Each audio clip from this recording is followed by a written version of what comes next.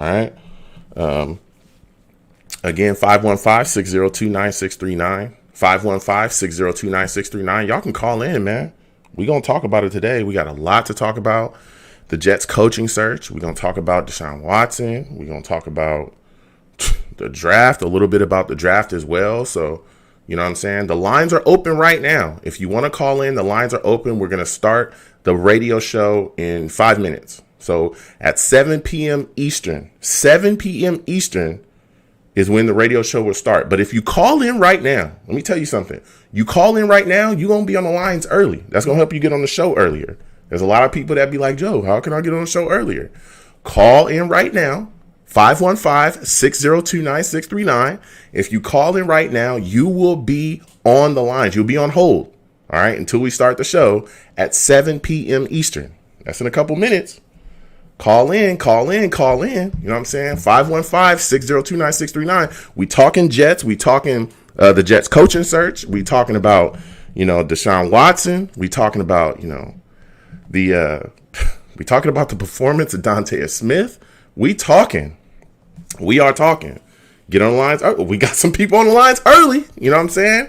515-602-9639. Call in. I'm telling y'all. We going to get on early and we going to talk about it.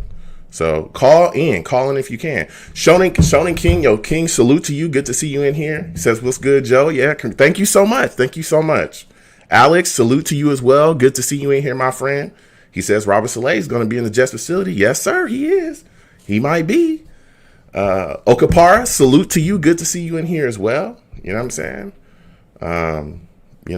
My man E, what's going on? E, good to see you in here as well. Salute to you. Again, 515-602-9639. 515-602-9639. Call in. We are talking. The show is going to start at 7 p.m. Eastern. 7 p.m. Eastern on the dot. We're going to start. You're going to come on. We're going to talk about it. We're talking about everything. Randy, salute to you, my man. Good to see you in here, my friend. I'm saying 1 second, folks. I got to make sure I share this, but it's good to see y'all in here. Jet Black, what's going on? Good to see you in here as well, my friend. It's good to see y'all in here, man. Good to see y'all in here. We're about to get started in 1 second. Man, this is going to be a good one. I'm telling you, we're going to talk about Robert Saleh. We're going to talk about everything, bro. Everything. Whew. And I know y'all saw them Alabama boys. Whoa. Them boys from Alabama, something else. Let me tell you. They got, we got things changing around here. We got things changing. Some people starting to talk differently about our draft picks. Some people starting to talk about something different. That's all I'm saying. You know what I'm saying? So we're going to get this started, though. Again, 515-602-9639. Call in, and we definitely going to talk about it. Jet Black, what's going on? Salute to you as well, my friend. Good to see you in here, too. Says, what's up, Joe? I believe Sam is going to improve with a new coach. Yeah, he could. He absolutely could, man. So we're going to see who it is, man. We about to get into it for sure. About to get into it right now. Again, 515-602-9639. 515-602-9639. Call in. I'm saying you're going to be on the lines. The radio show is going to start in a minute, literally. So hold on 1 second, folks. I'll mute this connect and we're going to start talking. 1 second, folks. Hold on.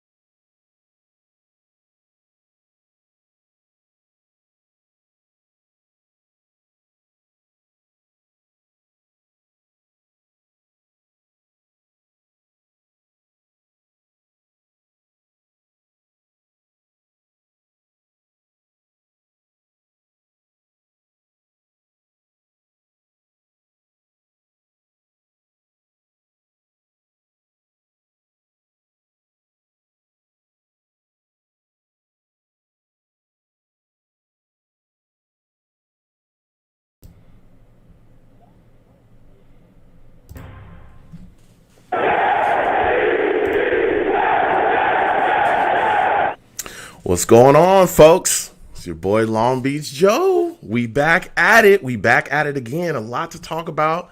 Listen, this Jets team has a lot of options. A lot of options going forward for the future. And our head coaching search. things is really heating up. We got a lot to talk about tonight. So listen, let's go ahead and get into it. I'm the man of the people. I'm here for the people. Let me shamelessly promote my Facebook page. Everyone go on Facebook, search The Long Beach Joe Show. Like that page. My content's up there. Go ahead and give it a listen. Message me. I'll message you right back. I love going back and forth with folks about this football team. Also, leave me some feedback. Love hearing about what you folks think I do here on The Long Beach Joe Show. So without further ado, folks, let's go ahead and get into the show. I am fired up, okay? I'm fired up. Listen, I'm also across my social media platforms as well. YoungJ000 on YouTube or on Twitter.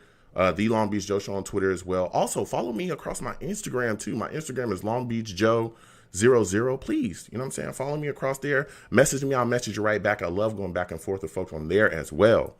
You know what I'm saying? I'm also on iTunes too. You know what I'm saying? The Long Beach Joe Show. Go on there. Please subscribe to me on iTunes. Give me some ratings, you know what I'm saying? Give me a 5-star. Tell me what you think about the show. I love, going back and forth with folks. And I love, everyone just showing me love or just talking about, listening to my content and, engaging with me. So I love that. So again, everybody, please, hit me up in those platforms. But listen, we got a lot to talk about tonight and we're going to get to it. 515-602-9639. Call in. I want to talk to everybody.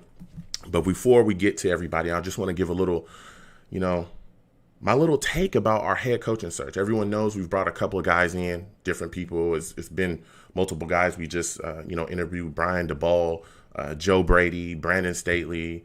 There's other guys we brought in as well. Arthur Smith, Matt Eberflus, Marvin Lewis. We interviewed him, Aaron Glenn. The list goes on and on. There's so many names of guys that we brought in, but it's really starting to heat up right now because there's reports coming out that Robert Saleh, the San Francisco 49ers defensive coordinator, is getting a second interview. And he seems to be, according to, reports, he seems to be one of the guys that's leading, in the candidate to, be the Jets' next head coach. And a lot of people are thinking, hey, he's getting that second interview, that he's going to probably be the guy to get the job. Now, for some of you that don't know about Robert Saleh, let me tell you, this dude is a fiery guy. He's fiery. He's motivated.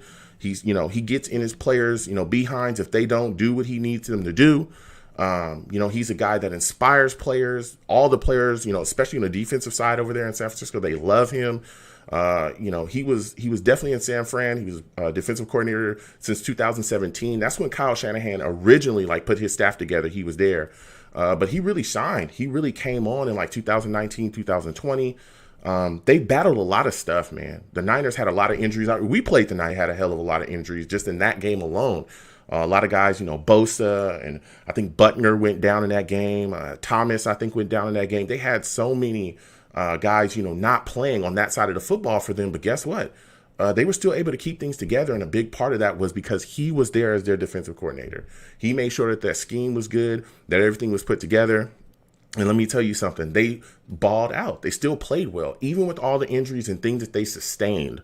You know what I'm saying? So he's just doing his thing over there. And I mean, the defense just did not give up whatsoever. They were still able to push, go forward. And I think they only gave up, I think they finished 5th in yards or something like that, allowed per game. So this was a defense that was still able to produce while being there.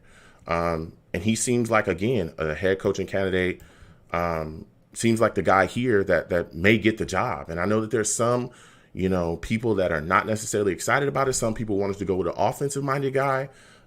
Me, myself, the guys on my list are pretty offensive minded, but I think Saleh can bring something to the table as well from a standpoint of being a defensive coordinator. So more of a defensive minded head coach, but it's also about the staff that he assembles. I think is extremely important as well. Having him here is phenomenal. That's great. But who else is he going to bring here to really help that other side of the football get better? Who else is he going to bring here to groom and mature our young quarterback, whether it be Sam Darnold or we take, Justin Fields, who we'll be talking about tonight as well? Who is going to be in charge of bettering, this offense that has stunk for the last, 2+ years? You know what I'm saying? So there's a lot of questions surrounding that, a lot of things going on. But let me tell you, Saleh's supposed to be getting in. There's Jets are supposed to be flying him in and figuring out what's going on there. So we'll see how that works out. We'll see what happens. But right now, again, according to a lot of reports, he's the hot name to get the Jets job. And let me tell you something before I get to the callers, because we're going to get to you folks in just a second. It's crazy how all these narratives, right? Does everybody remember all the narratives The Jets lost the first pick in the first round. Oh, the Jets are stupid. There's nobody after the first pick that's going to matter.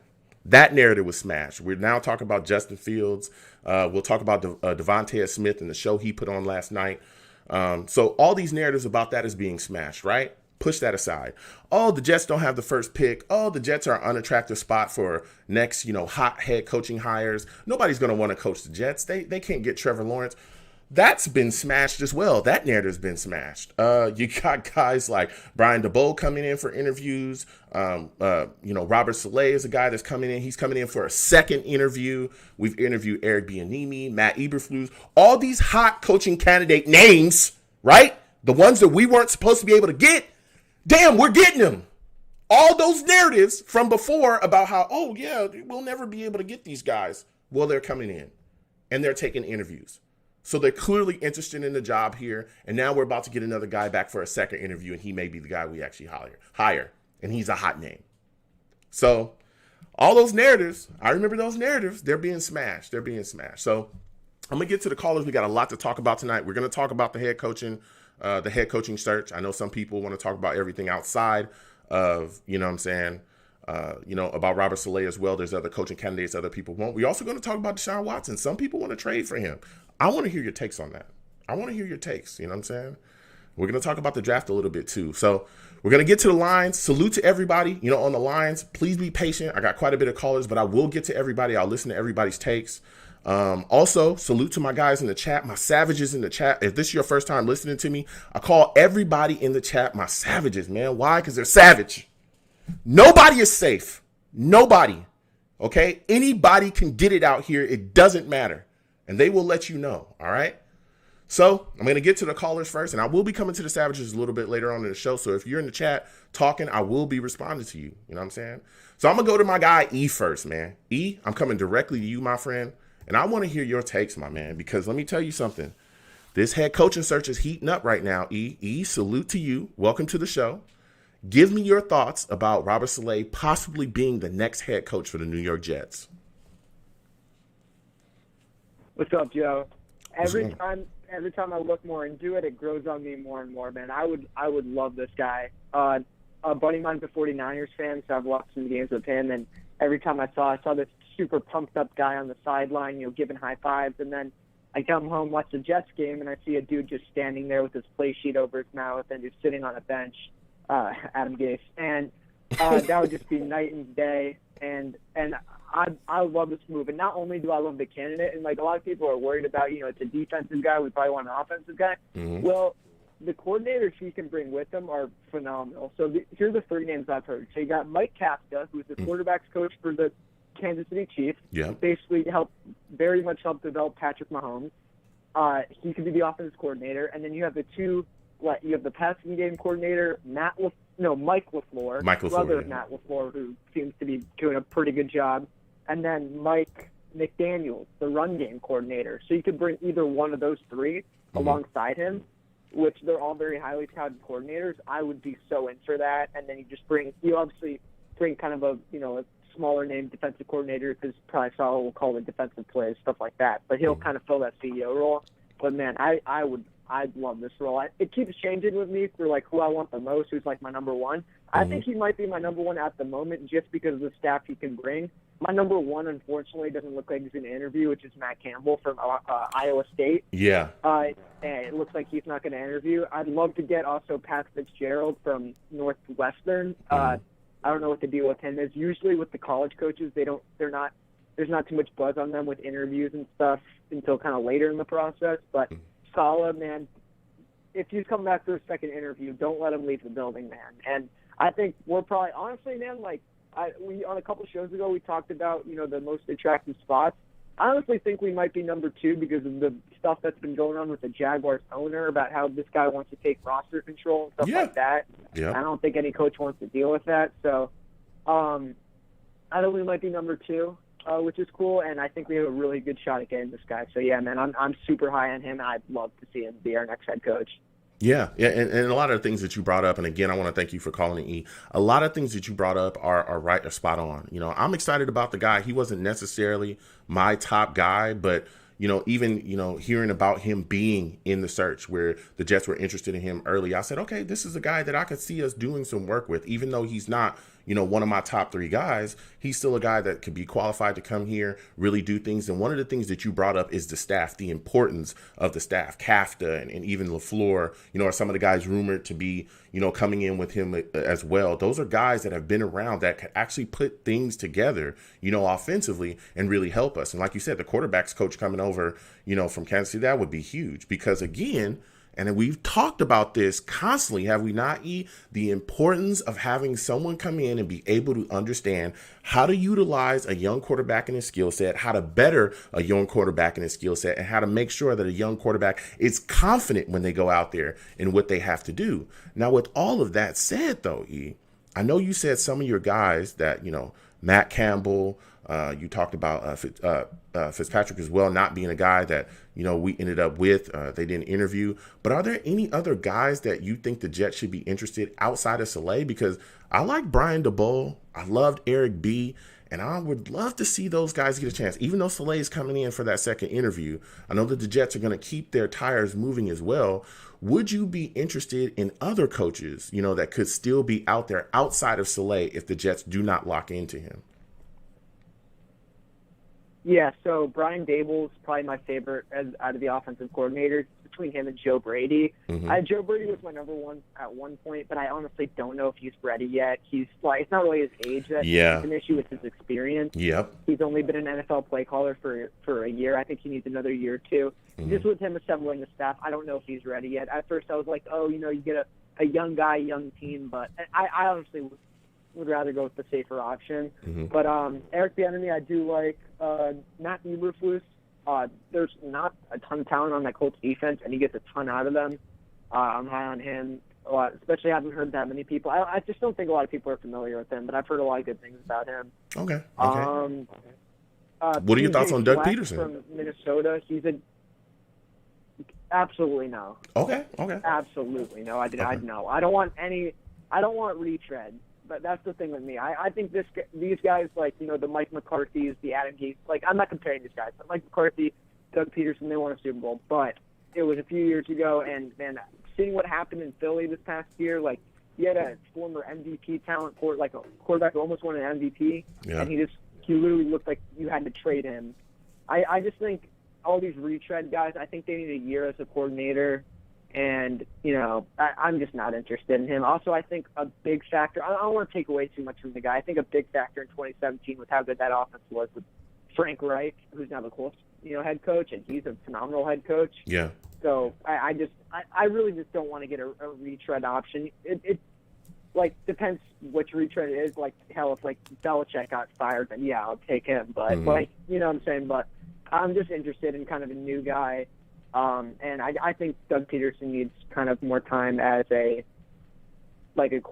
to be a coordinator for another year until he gets another shot. I'm not interested in him, to be honest. Okay. Yeah. I hear your coaching takes, and like as I said as well, there's a lot of interesting guys that are still out there, but Saleh, I think, is a name that, we could all be okay with. If he's a guy that brings in the staff like you just talked about, I'd be excited about that. So moving on from that, though, there's been a lot of other things going on outside of that, E. I know me and you, we chopped it up a little bit, but we didn't go too crazy on social media about a lot of Jets fans being excited about the idea of bringing in Deshaun Watson and trading for him. I know that you wanted to talk about that as well. What side of the fence are you on? Are you a guy that wants to bring him in? Or are you a guy that's saying, no, thank you, it's too much. I'll just, keep what I have and go into the draft and, assemble my team from there? Oh, I would do whatever it takes. Well, I wouldn't do whatever it takes to get the guy. I would do a lot to get the guy. Okay. How much are we talking? I think I'd love to trade offer on. All right. So here's my trade proposal. Number 2 this year, both first-round picks next year, and Sam Darnold to Houston, and maybe another mid-round pick or something. Maybe you only have to give up 1 first-round pick for next year. I wouldn't give up 2 this year just because I think you need that Seattle pick for a higher draft pick just to kind of improve the situation. But I think, we can get a lot done with our second-round picks. I think if you improve your offensive line, through free agency, and you use that, which sucks what happened last night. Wyatt Davis, a guard from Ohio State, I really wanted to take with the Seattle pick. I think he tore his ACL or something. Mm-hmm. That sucks, but I would do that for Watson. I don't think that's going to be enough. I don't think the Jets are going to do it, honestly. Yeah. I'm scared about him going to Miami. I do not want that. So you're telling me you're willing to give up 3 first-round picks, or I don't think that's enough, but you would be interested in giving up 3 first-round picks and a bunch of mid-rounds and Sam Darnold, just to have a shot at Deshaun Watson? No, 3 first and Sam Darnold. And I think... And that's including the second-round pick, right? Quarterback. I mean, that's including the second pick in the first round, right? Yes.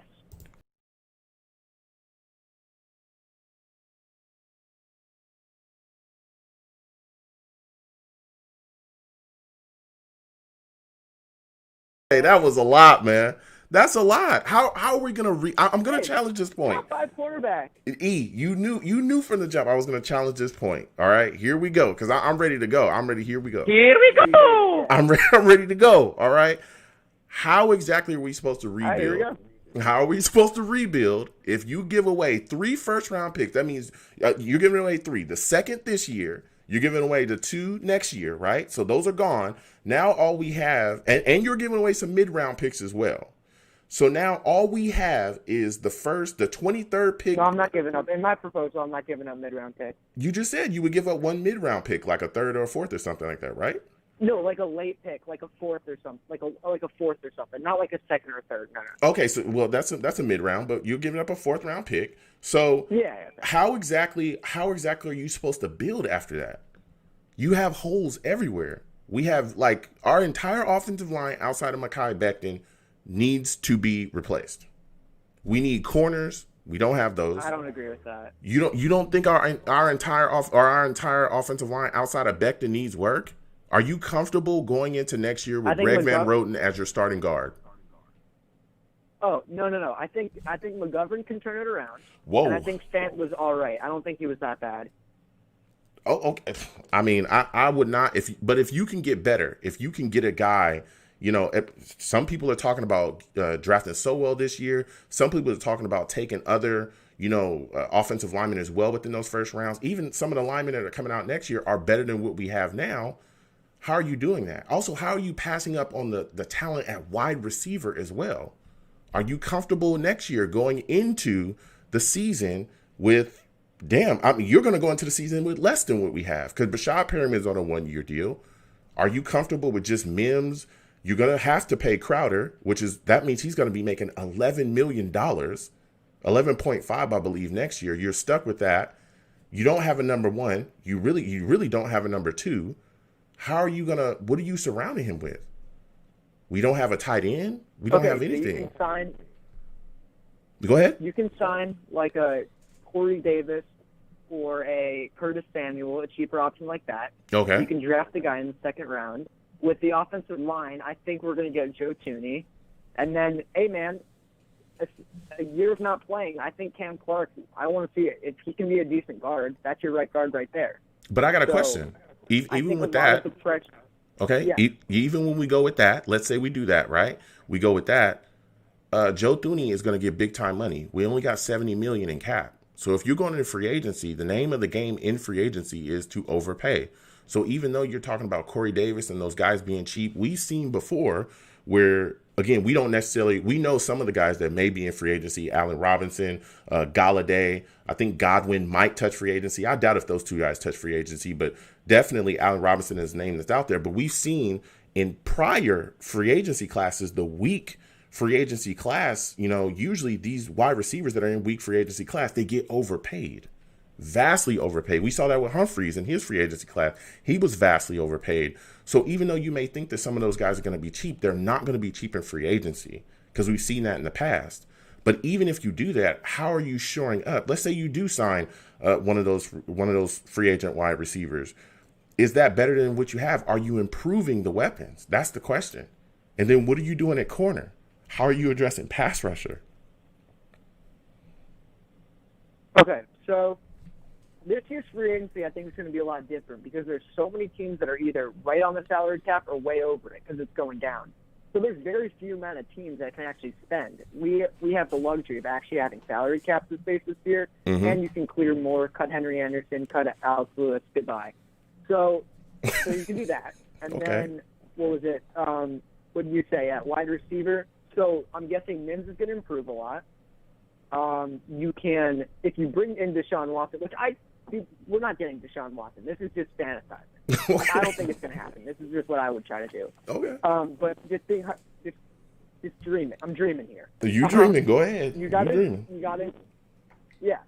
think Mims is going to get a lot better, and wide receivers are going to look better with Deshaun Watson. Man, like he can throw a deep ball, Sam Darnold can't, and I think Sam Darnold honestly limits some of these wide receivers. So you're going to see improvement from them. There's a reason Mims played really well with Harriman. If you want to bring him back, I kind of do, kind of don't. He's always hurt. Played way better with Flacco than he did with Darnold because of elevated quarterback play. So you're already getting better weapons. And also, Watson's weapons in Houston, they aren't great. And his situation's not great either. Okay. All right, look. You got your big left tackle. You got... Yeah, listen, man, what's up?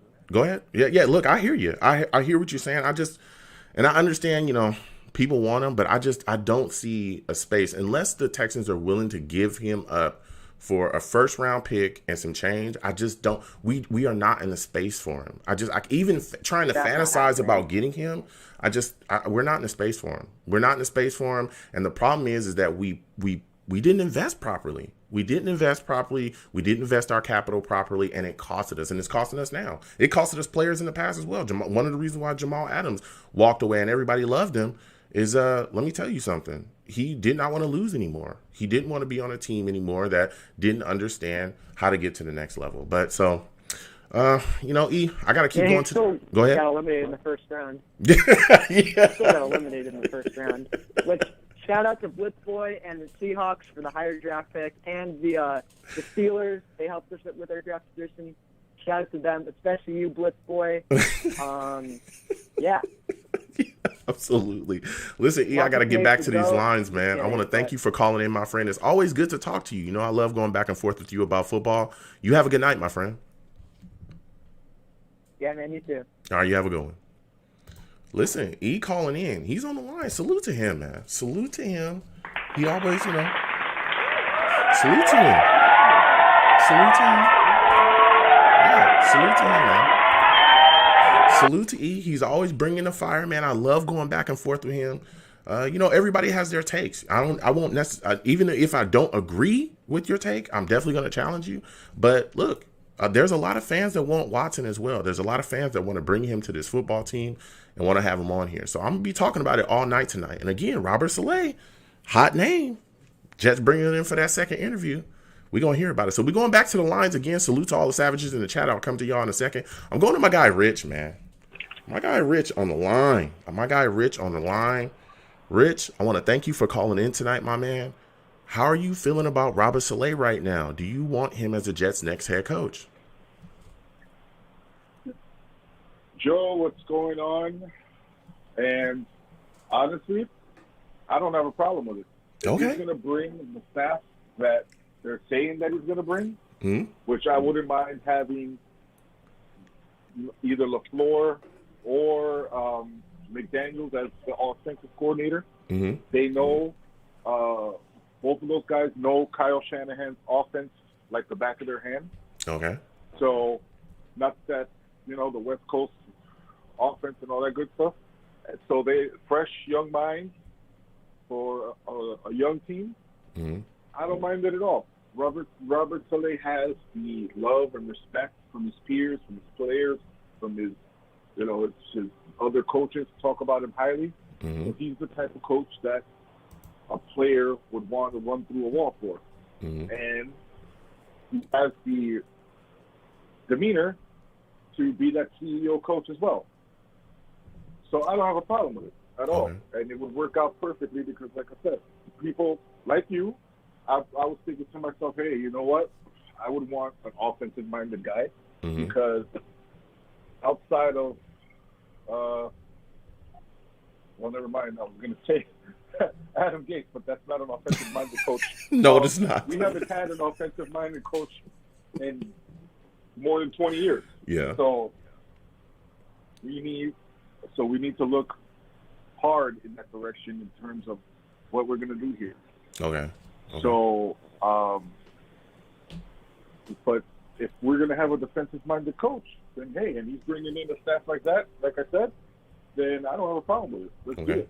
Now, I look, I know we're talking because we're talking about him being brought in for that second interview, and people are really warming up to him. But who would you prefer? Is that the guy that you prefer to come in? Is there a guy that on your mind that you would rather have the Jets? Because I know a lot of people. Again, I was big on Debo. I'm big on Airbnb. I'm big on Arthur Smith, even though, the Titans didn't necessarily look the greatest in their loss, but I was high on those guys. So is there any other guys that you would be high on?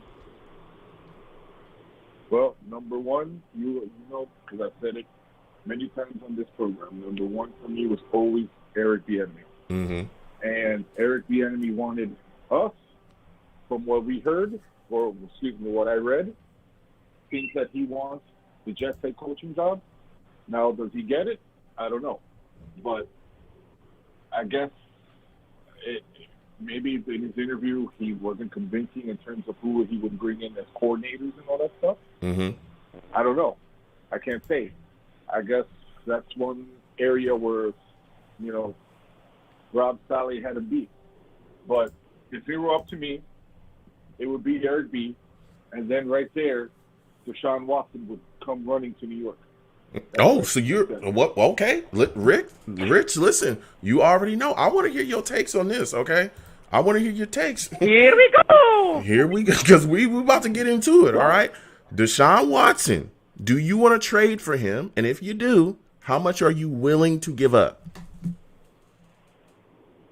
First of all, much love and respect to the caller before me. Mm-hmm. But thank God that he's not the GM of any football team out there, because that sounded like an RG3 type deal that he was trying to pull out there. But honestly, this is the way I look at it.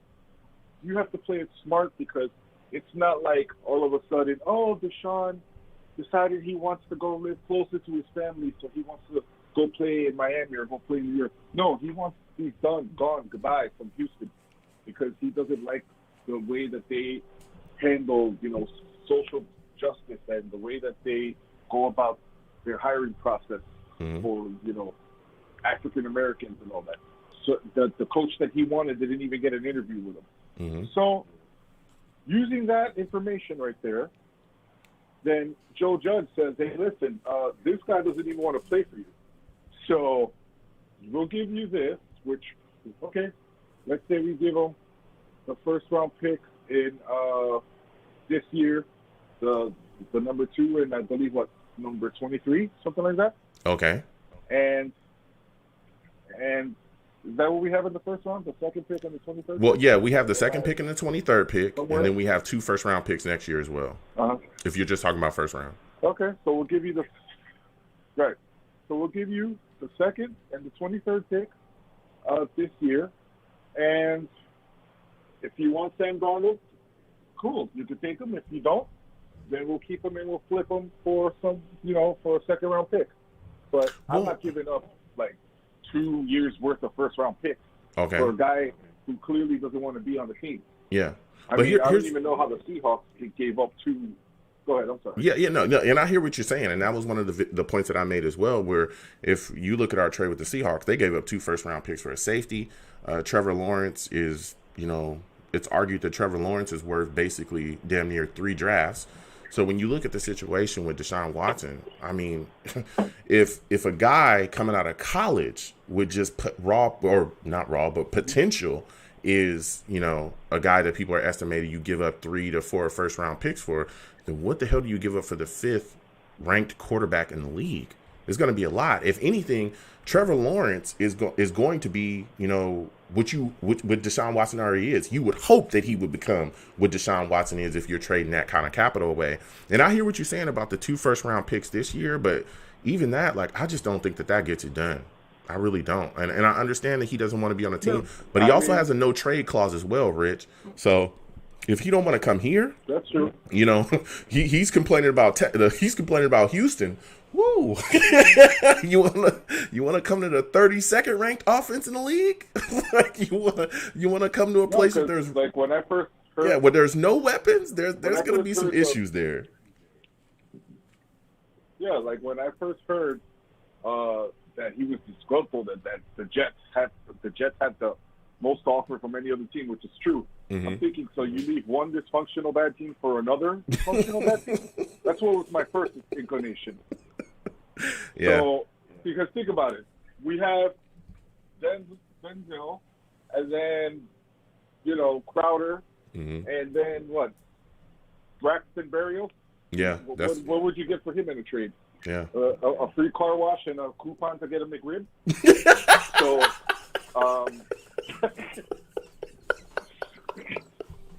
so seriously, like it's mind-boggling. But in my opinion, it's either that, like I said, if Eric Bieniemy becomes the coach, Yeah. then he's going to try to convince Joe Douglas to go after Deshaun Watson. But I don't think it's going to happen because that's Joe Douglas. At the end of the day, he's always been a scout. He's always been somebody that finds talent. Okay. He doesn't go and just take somebody that's, already established or whatever. And plus, I don't think, and he's always been that type of guy that he loves to get draft capital. Mm-hmm. So that's how he helped build up the Eagles. Yeah. So he's not going to give up the type of capital that probably the Texans are going to want for Deshaun Watson. Yeah. And honestly speaking, it looks like the owner's bending to Deshaun Watson anyway, so it looks like he's not even going to go anywhere regardless. Yeah. There's, So, this is all just... Yeah. It's all fantasy, man. It's all fantasy. So, listen, my final question before I let you go, man, because I got to get to these lines. There's a lot of people on the calls. Again, everyone be patient. I'm getting to everybody quickly. You look at this, let's say the 23rd pick in the draft, right? A lot of people were really impressed last night by Alabama and the show that they put on. Okay? 23rd pick in the draft. Uh-huh. Are you taking Najee Harris at 23? Right. If he's there, I'm definitely taking him. Whoa. But okay. Again, okay, Rich. Go ahead. Talk to me again. We going again. Why are you taking a running back at 23? I mean, one, we should whoever the quarterback is next season, whether it's Sam Darnold or whether it's Justin Fields or whoever, we need to establish more of a running game. Our running game this year was okay, despite the fact that our running back was rented out of a nursing home for all season. But, I mean, no disrespect to Frank Gore, but in terms of his age, he might as well have been 100 up this week. But with a strong running game, you got more options on what to do in the passing game. That's what I've always felt. Okay. So, and there's nothing wrong with having a strong running game. Look at Tennessee Titans. They basically built the whole offense around the running back, and it's gotten them places. But I mean, aside from the game this past weekend, they've looked great in the last two seasons. So. Okay. I mean, look, Rich, I hear you. I mean, I wouldn't take him at 23, but I know that there's a lot of Jets fans that after that game were screaming, listen, if Najee's there at 23, damn, you should take him, But I'm not a big fan of taking running backs early, but I hear your take. But listen, Rich, I got to get back to the rest of these callers, my man. It was good to speak to you tonight. Next time I have a show, please call in, man. It was great speaking with you. You have a good night, all right? You too. Take care. All right, peace. Whew. Listen, Rich called in with the heat. Okay, he had to say what he said, and then he finished up. He's willing to take Najee at 23. I don't know if I would do that, but he would take it. Listen, everybody, again, if you're watching, please thumbs up the stream as well. It's greatly appreciated. Again, if you're listening to me on Blog Talk Radio, I live stream during my radio show. So if you hear me talking to the savages, all right, just know that's my guys in the chat. They go off. So we're going to keep getting to these lines. 201-201 looks like a first-time caller. I'm coming directly to you. I want to hear you talk to me about your thoughts about Robert Saleh being the next Jets head coach, possibly. How are you feeling about that, my man? Yo, Joe, this is Mike from Jersey City. When you were with Tyson and let's go, Mike, in, man. my man, Mike. Hey. What's going on, my dude? It's good to hear from you. What's up, bro? How are you feeling? Yeah, so I just want to say that I just want to like put this here that you and me were the only one. Well, I mean, Tyson understood how terrible the Gase hire was, but you and me kind of like predicted it to a T. Big facts. About how it would basically be doomsday. Big because facts. we hired him. Mm-hmm. I actually thought it wasn't going to be as bad. Like it over met my expectations of just like this was terrible. But either it's history. He's gone. Thank the Lord.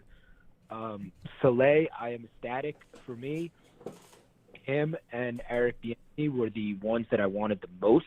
Okay. And I just want to put this out on the record as just my opinionated self here with this matter. When when the Eagles fired Doug Penderson, and you had everyone, I'd say at least 85% of Jets Twitter just like absolutely not. I guess my question is why not? And so you're a Doug Peterson guy? Penderson. I'm not saying I'm a Doug Peterson guy, but I'm also not saying he is not the worst candidate that would be up for consideration by far. I think Marvin Lewis is the worst. I think if they hired Marvin Lewis, I would not know what to do with myself. Mm-hmm. I think I understand that he is the CEO guy, right? Mm-hmm. I understand that. But you have guys like Robert Saleh, who they are giving a second interview to now, who's also a CEO guy. Marvin Lewis, yeah, I mean, sure, he took the Bengals out from the absolute swamps when he was hired, right? Yeah. And he gave them a sense of identity, which, yes, this team also needs. But it's just I feel like with how our division has shifted, you have Brian Flores in Miami, you have McDermott in Buffalo and Orchard Park. You have Bill still being Bill. I mean, granted, I think the whole Cam Newton thing was ridiculous. How he got him, I don't know what he was thinking there. But he's still over in Gillette and in Foxborough, and it's just like you can't hire Marvin Lewis. You just fired Gase. You can't hire Marvin Lewis. I also want to say I don't understand the fandom with Joe Brady. If you go look at his resume, the guy, just as one of your first callers said, and it's apparent. Like, just go look at his resume. He was OC for the first time last year under a new head coach, and then before that he was at LSU as a wide receiver coordinating assistant coach, and before that Penn State, and before that William & Mary. I mean, if we wanted to take that risk, and if people kind of are thinking like, okay, he'll be the next Sean McVay, that was a risk we needed to take when we fired Bowles. Not now. We need someone who's like, as certain as we are about, him coming in, changing the culture, being a CEO, and putting us on the right track. And I personally think that is Saleh, or it would be Eric Bieniemy. Okay. My question for you, Mike, though, what do you think? is a lot of people look at this situation and they go, okay, there's a lot of Jets fans that say, yeah, he's all right, but he's not necessarily my guy. A lot of Jets fans thought offense, we need to correct this offense. They wanted offensive guys, DeBoe, Bieniemy, Arthur Smith, all those guys. But now Saleh's name is really being thrown into that mix, right? So the question becomes, how concerned are you about if we hire Saleh that the offense, won't be the focus anymore, where we'll go back? Because we've seen in the past where our defensive guys, that we brought in defensive guys, and the offense was just kind of second to, making sure the defense was built up. Are you concerned that he won't be able to bring in the right guys to better this offense and boost any young quarterback that, we have, whether it be Sam Darnold or we move on? Is that a concern of yours? That's a great question. And for the first time thinking about it too. Honestly, I think as Jets fans, we need to take like this new era, hopefully, with a grain of salt, particularly that we just came from Gase. I mean, I think as fans, you really have to like dial back on expectations of whoever is hired, because it's like, yes, we need offense, and I understand that, and that's a justified concern of, okay, why are we going with the DC? We need offense, right? Yeah. But at the same time, everything that you've heard of Saleh and the Richard Sherman endorsement, and he's a man among men and everything, I'm confident in a guy like that at least. You know, John Harbaugh, same deal, right? Yeah. I mean, yes, he's offense, but that when I think of when someone says a man among men, I think of guys like John Harbaugh. Yeah. And you see what the Ravens are, right? And I think any Jet fan would give their toe to be the next Ravens franchise, right? Mm-hmm. So I think that you have to take it with a grain of salt. Like Dabble for me, okay. My only question about guys like maybe Dabble, I don't like Arthur Smith. I don't know if anyone watched the Ravens and the Titans game, but it just seemed like he didn't make any adjustments at halftime. Mm-hmm. You know, wink, wink, nudge, nudge. We've just been through that shit. And Whoa! then, Watch the cursing. Watch the cursing. We don't curse on my show. It's a family show. Oh, my bad. No, go ahead. Yeah. Okay. So you know, and then Dabble, if you want to look at it, it's like, what were they before Beasley and Stephon Diggs arrived? You know, they weren't great. Yeah, but he did better. He did better Josh Allen's mechanics. I mean, he was there through all of that stuff. So yeah, I understand not having the weapons, but you got a raw prospect like Josh Allen, and you turn that kid into an MVP candidate, dude. That's something else, right? I mean, that's got to count for something. He did make Josh. Right, he did make Josh Allen better, but I also think Josh Allen is better also a huge deal because of the people he has. That's where we went wrong with Sam Darnold, and I think that also needs to be addressed a lot more. It's like, look, yes, should Sam Darnold be the quarterback going forward? Depending on how you look at the draft, probably in most scenarios, no. Mm-hmm. But it's a imperative that I think most fans understand on why he shouldn't, and that's because the Jets failed him, right? You had Bowles, you had Bates, you had Morton, you had Gase, and you had Loggins, right? I mean, that's a joke. So what we saw how they did it with in Orchard Park in Buffalo. Mm-hmm. Okay, he didn't have Josh Allen, I don't think you'd say had a great last year, right? Nothing like this year. So they got him Stephon Diggs. They brought in Cole Beasley. They worked on the mechanics. You did everything to help that quarterback. In Cleveland now with this spike from Baker Mayfield, a new coach. I personally think coaching matters more than players. Okay, you have this guy Stefanski. He knew what he needed to do with Baker, and he got it done. And now they're in the playoffs. They just beat the Steelers. Yeah. They whooped them at them. Yeah, okay, that's a fact. That's a fact. Look, and honestly, it looks like they're actually better without Odell Beckham Jr. Yeah, and you have guys like Landry, Chubb help a lot, the running game, right? Yeah. So this is, I guess, I want to. Back to your original question is, I personally do have the confidence that if we're hearing the connections about who he would bring in, and you're hearing guys like Mike McDaniels, Kafka, but they're saying if the enemy is hired, Kafka will probably go there. Mm-hmm. LaFleur, and I think if you look at all of those guys, especially McDaniels and obviously Saleh, just the fact that they're coming down from the Kyle Shanahan tree makes me like super excited, right? Okay. I mean, just every Sunday you hear these analysts saying, look at what they're doing over in San Francisco. You know, give Kyle Shanahan a competent quarterback, you know, and this 49ers team, you know, watch out, right? Yeah. And so I think that goes a long way to on your resume to say, yeah, I was under Kyle Shanahan's wing, right? Mm. I coached under him. And so that's why I think people should be excited under Saleh. Yeah. And hopefully going forward, it proves that Joe Douglas, you know, right now I'm pretty content. And I hope that as we're speaking now, I think they are interviewing because his plane came in late from reports. Mm-hmm. And I hope, you know, they don't let him walk out. Yeah, I hope they don't either. So my final question for you, and you gave some great takes on the head coaching search and, you know, the possible hire of Saleh as well. Salute to you. So my final question before I let you go, because we got to get back to these lines, is, are you taking Najee Harris at 23? Am I taking? Look, I think if most of us watched yesterday, right? Mm-hmm. I think, and you asked about 23, but I'm going to shift it to 2 right now because I think that plays a role into then what you do at 23. Okay. I think at 2, okay, that it shrunk for the Jets to mess this pick up. It shrunk over the last 3 weeks.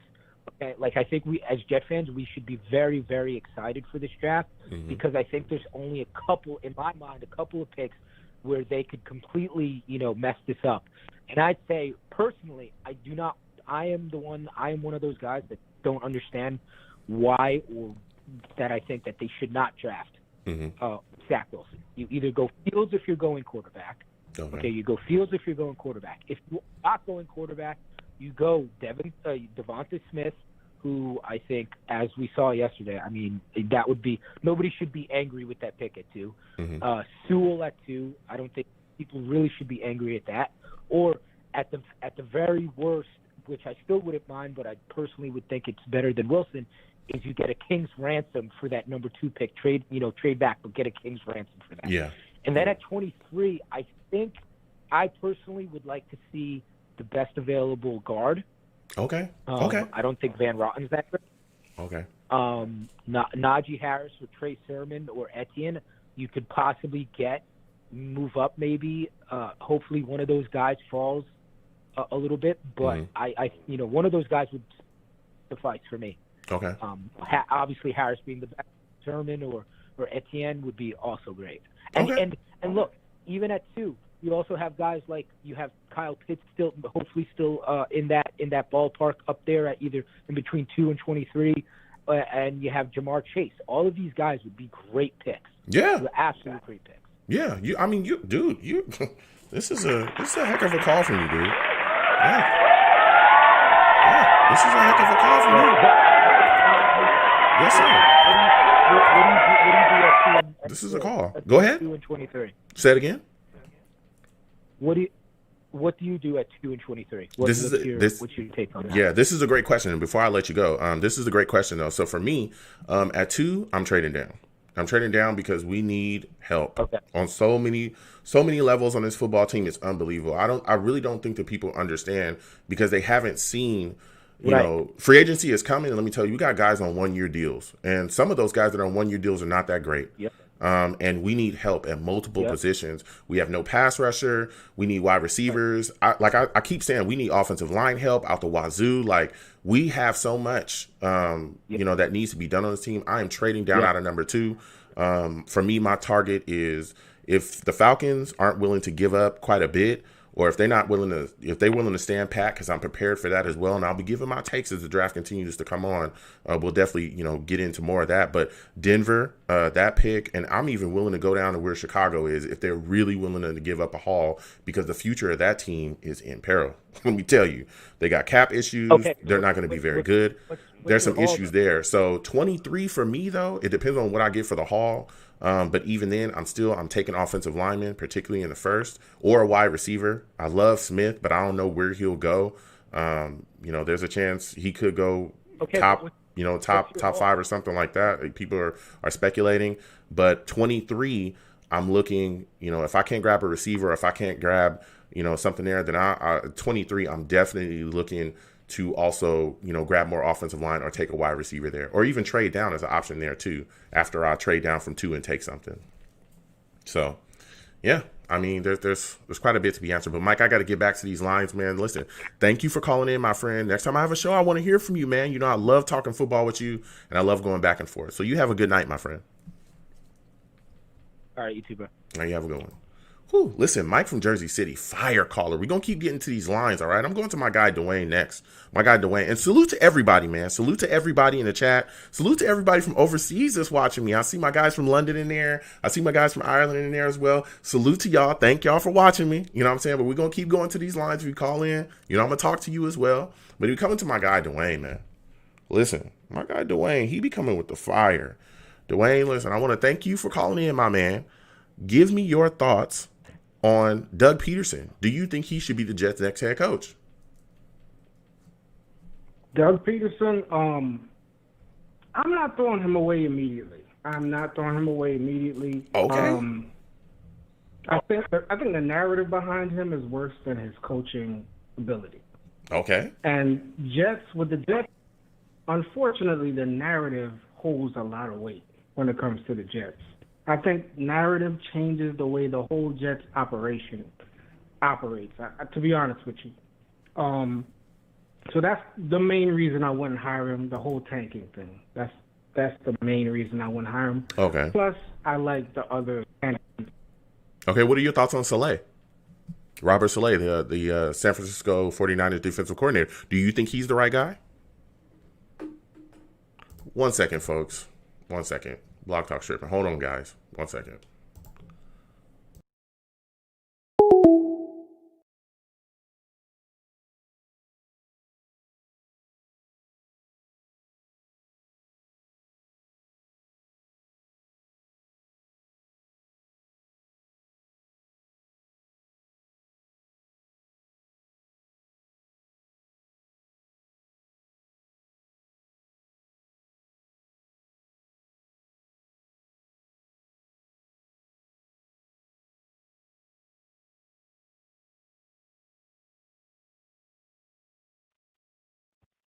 Hello?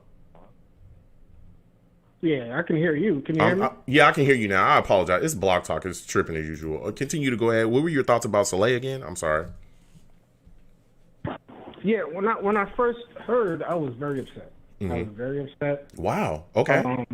Because I'm the type of person where I look at trends and I look at what worked, what doesn't work, why it worked, and why it didn't work. Mm-hmm.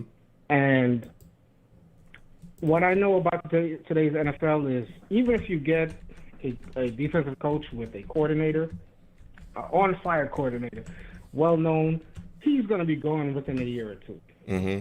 So unless you have a coaching tree where the quarterback's coach is learning from the offensive coordinator, and you can keep recycling that way, we're not going to have a sustainable success.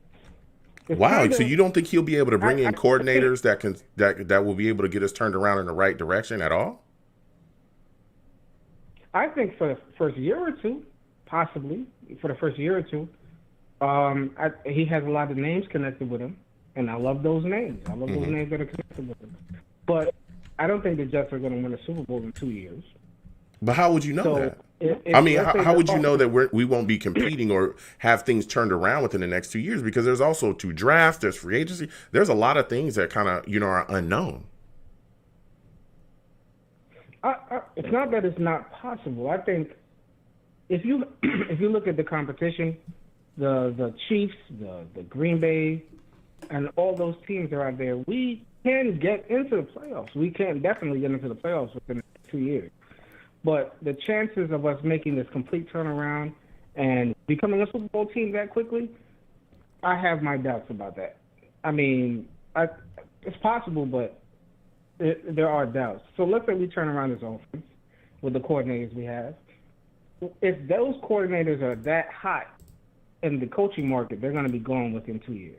But I hear what you're saying, but there's just a lot of unknowns. That's not necessarily true. And just because they're going to be hot, even if they are hot, that doesn't mean they're going to be gone. That doesn't mean they're going to sign somewhere else immediately. I understand, your concern, but our ability to be able to change the face of this football team, it could be big. If you look at what Joe Douglas has done just with this draft alone, the one that he had, right? We came in here, there was a lot of issues, particularly up front. He got a tackle in the first round that should have been a Pro Bowler. A lot of people are arguing an All-Pro, but he made an immediate impact as a rookie. He's literally the best offensive lineman that we have, period. He's one of the best offensive linemen in the league, period. If you look at, what's being done with our wide receiver position as well, Mims is one of the best wide receivers we have. We don't know if he's a number 1 or number 2 yet, but we've seen explosive ability from him. We've seen this guy, when given the ball, when the ball has been put in his hands, we've seen him be able to turn things around and really get things going. You look at some of the other picks that he made as well. Ashton Davis contributed. Zangia contributed. There's other guys that he's been able to bring in too that have contributed. We talk about Ty Johnson. I mean, there's so many guys that have done things, on this football team. And this is just Joe Douglas's first year with the free agency and with the draft. So I understand what you're saying about being concerned, and I get the old Jets narrative. I understand it, believe me. We've all been fans long enough of this football team. They will break your heart and they will break you down. All right. I'm not knocking anybody, but I think a lot of the things that you're talking about is a lot of them are unknowns. You don't know that for sure. You don't know if a coach is going to immediately walk away from a position because he's doing well, because there's a lot of coaches in the NFL that are constantly being hounded for head coaching jobs that are coordinators that don't leave their teams. Hell, how many times have we talked about college coaches that are unbelievably gifted that people are screaming for to move into the league and they won't do it? You know, so that's not necessarily there either, you know, but I do understand your take, but I don't agree with that. But moving on and moving forward, because you were really bringing the fire about, you know, not looking at Doug Peterson and narratives and things like that. One of the things that's really floating around right now with this Jets fan base is Deshaun Watson. There's a lot of fans that are screaming that we must get this guy immediately. What are your thoughts on that? And are you willing to give away capital to get Deshaun Watson? The only thing I would give away for Deshaun Watson, and I don't mean this in a disrespectful way, I would only give away that 23rd. I would only give away that 23rd pick and use the rest to build a team. Because, of course, I think Deshaun is ultra talented, and I think he can make a difference on his team, unlike a lot of regular pocket quarterbacks. But I don't think pocket quarterbacks are the biggest changers. Teams. I think you need to be very mobile to be one quarterback that makes a big difference. So I would trade something for him, but what I'm hearing about 4 picks and three first-round picks and all this stuff, that makes no sense. Why? Like, I don't know what. Like, the Jets fans, they always get hyped for somebody, and they never get hyped for the right people. Like, I've been hyped for offensive linemen year after year after year. And trust me, it's hard to be hyped for offensive linemen. Yeah. But this is what you build a team with. The offensive lines first. Yeah. Then I guess you could say the cornerback, pass rush. We have quarterback, no offensive line, no cornerback. I mean, you can kind of say Bryce Hall, and no edge rush. Right? Yeah. So I think you can build something with that defense. The defense is still good, and that's why you can kind of not leave it alone, but take these picks and build that offense. You build that offense, and you know with Saleh, you can have an ultimate defense and then have something sustainable. I'm hoping this turns out like Pete Carroll and Seahawks. Yeah. That's what I'm hoping for. We hire Saleh. I'm hoping it turns out like a great defense, and our quarterback, you know, whether it be Sam, can really do something for it. And I'm looking at what's that guy's name, Devonta Smith. I'm looking to hopefully keep Sam Darnold, but I don't know. But as far as Deshaun, I don't think there's one man that can save a football team. Maybe basketball, not football. Okay, yeah. Look, I hear you, Dwayne. Listen, I got to get to these callers, my friend. Thank you for calling in. Next time I have a show, I want to hear from you again as well, man. You know your stuff. You have a good night, my friend. You too, man. Great show. All right. Thank you so much, bro. Listen, Dwayne calling in. He's got his takes. And look, I understand, you know, that old Jets fans narrative that, hey, look, this team, you know, is always something going on. It's always something jacked up. You know, we're going to find a way to jack it up. I get it.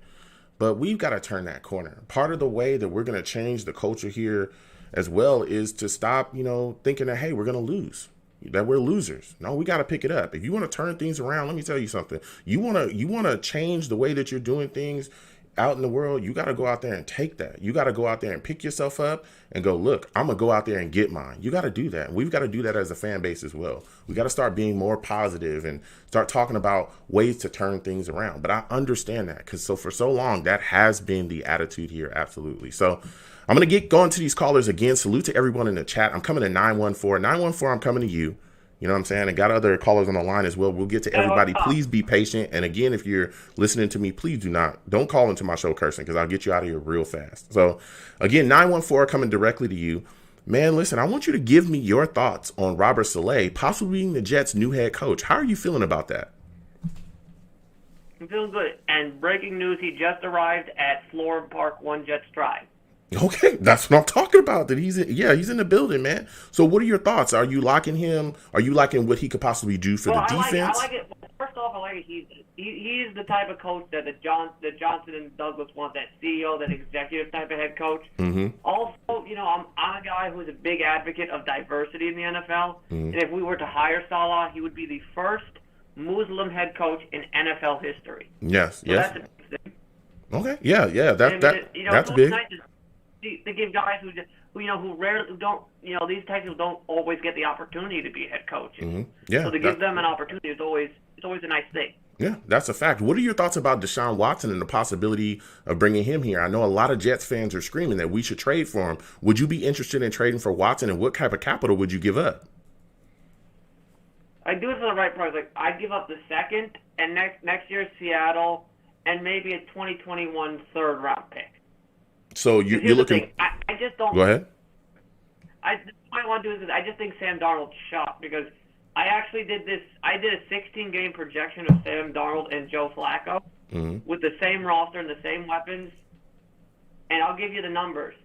So Sam Darnold. Well, look, I understand like the projection and stuff like that, but you also gotta count in the head coaching. But I understand what you're saying about giving away the capital. The capital that you brought up, that first, that the second pick in the first round, and then the 23rd or the Seattle pick next year. I don't know if that gets you Deshaun Watson, because this guy is unbelievable. And I mean, you surround him with weapons, and things get put together around him. So I don't think that they would take that. I think you'd have to give up more than that, and you probably have to give us some mid-round capital as well. Here's the thing: if he's forcing his way on Seattle, I mean Houston, they may not have a choice. They may have to take what offers the best off. They might have to take what offers out there, because he could basically just nuke his trade value. Yeah, but he also has a trade clause as well where he can deny coming here. So the question would be, even if you have to offer, why would he come here? Because we don't have much of anything. Well, wouldn't he be better suited to go to a place that had a little bit more than us, that was in more of a situation that would benefit him? Well, honestly, I don't think the Jets are as bad as people think. I just think Adam Gase was such a horrid head coach. Mm-hmm. I like to call him the anti-coach. And he would just make talent look worse than what it is. Because his schemes are the equivalent of trying to shove a square peg down a round hole. Yeah. That is his scheme. That's a fact, man. That's a fact. I was actually watching, because I'm going to just recommend this to you. After this live stream's over, check out Brett Kohlerman's A Jets Fan's Guide to Eternal Happiness. He does a roster breakdown and shows this. He does a roster breakdown. He shows this roster is sneakily very good. Okay. Okay. My big things. Yeah, listen, I respect. Like I said. Yeah, I respect everybody's take, man. But I'm really looking forward to this. I think this team, the big things I think this team needs going forward are on defense. You need a corner one, because I think if you bring back Poole, you re-sign May, and then you have Ashton Davis and Bryce Hall, who really just need time to grow as players. That's a very good secondary right there. You need help at edge, and you need a linebacker, because I don't know what C.J. Mosley has left in the tank after 2 years of doing almost nothing. Yeah. And then on offense... Well, you also need an outside linebacker as well, because Jordan Jenkins on a 1-year deal. You have to look at Marcus May as well. Marcus May is a safety. He's, he could be out the door if we don't re-sign him this offseason. So there's some things that definitely are going to need to be, looked at coming this offseason. I don't want to get too far ahead, but you're bringing some fire with your takes. But offensively, what do you think is going to be needed as well? Are you looking at wide receiver help, grabbing that in the draft, or what are you looking at? I'm thinking wide receiver help. I think you want to get an Allen Robinson, because the big thing is that way you get a veteran wide receiver. You have Mims on his rookie contract, the veteran wide receiver on his big contract, so then you don't end up with two rookies that you got to pay at the same time. Yeah. No, well, look, I hear you, man. But also, I think after that, you need to get help at guard. Yeah. I think you roll with McGovern. I think he just had no help on the interior. That's why he looks bad. Yeah. And then I think you roll with Fant another year, grab a project right tackle in the mid rounds, develop him, and then once he's ready. Yeah.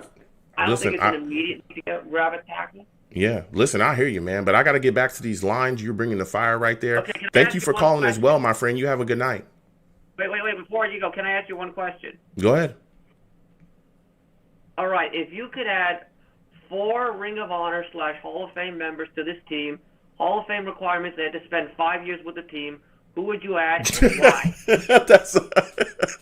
That's a big question, man. There's a lot of Ring of Honor guys. I mean, to my brain, I mean, if we're talking about guys in their prime, Curtis Martin, Wayne Corbett, Kevin Mawae, Lee Eubank, and Mark Gastineau. Yeah, there's some guys, Gastineau. There's some guys out there that, I mean, that are unbelievable in Jets history. So that's quite a list, quite a question. But again, thank you for calling in, man. It was great to speak to you. You probably had Weeb. Oh, man, he was bringing the fire, dude. He was bringing the fire. I like that guy. He's got his calls. I'm going to keep going to these callers. Again, salute to everybody watching. We're going to Steve next, man. Steve, we're coming directly to you, my friend. I want you to give me your thoughts about Robert Saleh possibly being the Jets' next head coach, man. What are your thoughts on that? Hey, Joe. How you doing tonight? Good? I'm all right. How are you feeling, my friend? I'm doing good, Joe. I'm sorry. I really couldn't hear you at first. Can you just tell me that question again, please? I apologize. No, I was saying, how do you feel about Robert Saleh possibly being the Jets' next head coach? What are your thoughts on that? Okay, here is my thought about Robert Saleh. Here is my thought about him. I think Robert Saleh would be a very good hire. I mean, he kind of reminds me a little bit of Rex Ryan in a bit, but I think he's a little more crazier than Rex Ryan. Mm-hmm. Listen, I think if he ends up being our coach, the first thing we're going to have to do is that someone's going to have to put a dog leash on him for every single game, okay? Everyone's going to have to put a dog leash on him.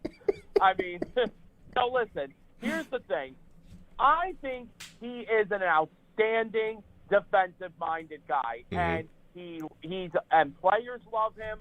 I think he is an outstanding candidate, and he was actually my third candidate to be the next head coach of the team. Yeah. But here is the thing. Here is the thing on me with this. It's going to depend on what he wants to do with his coaching staff that he hires.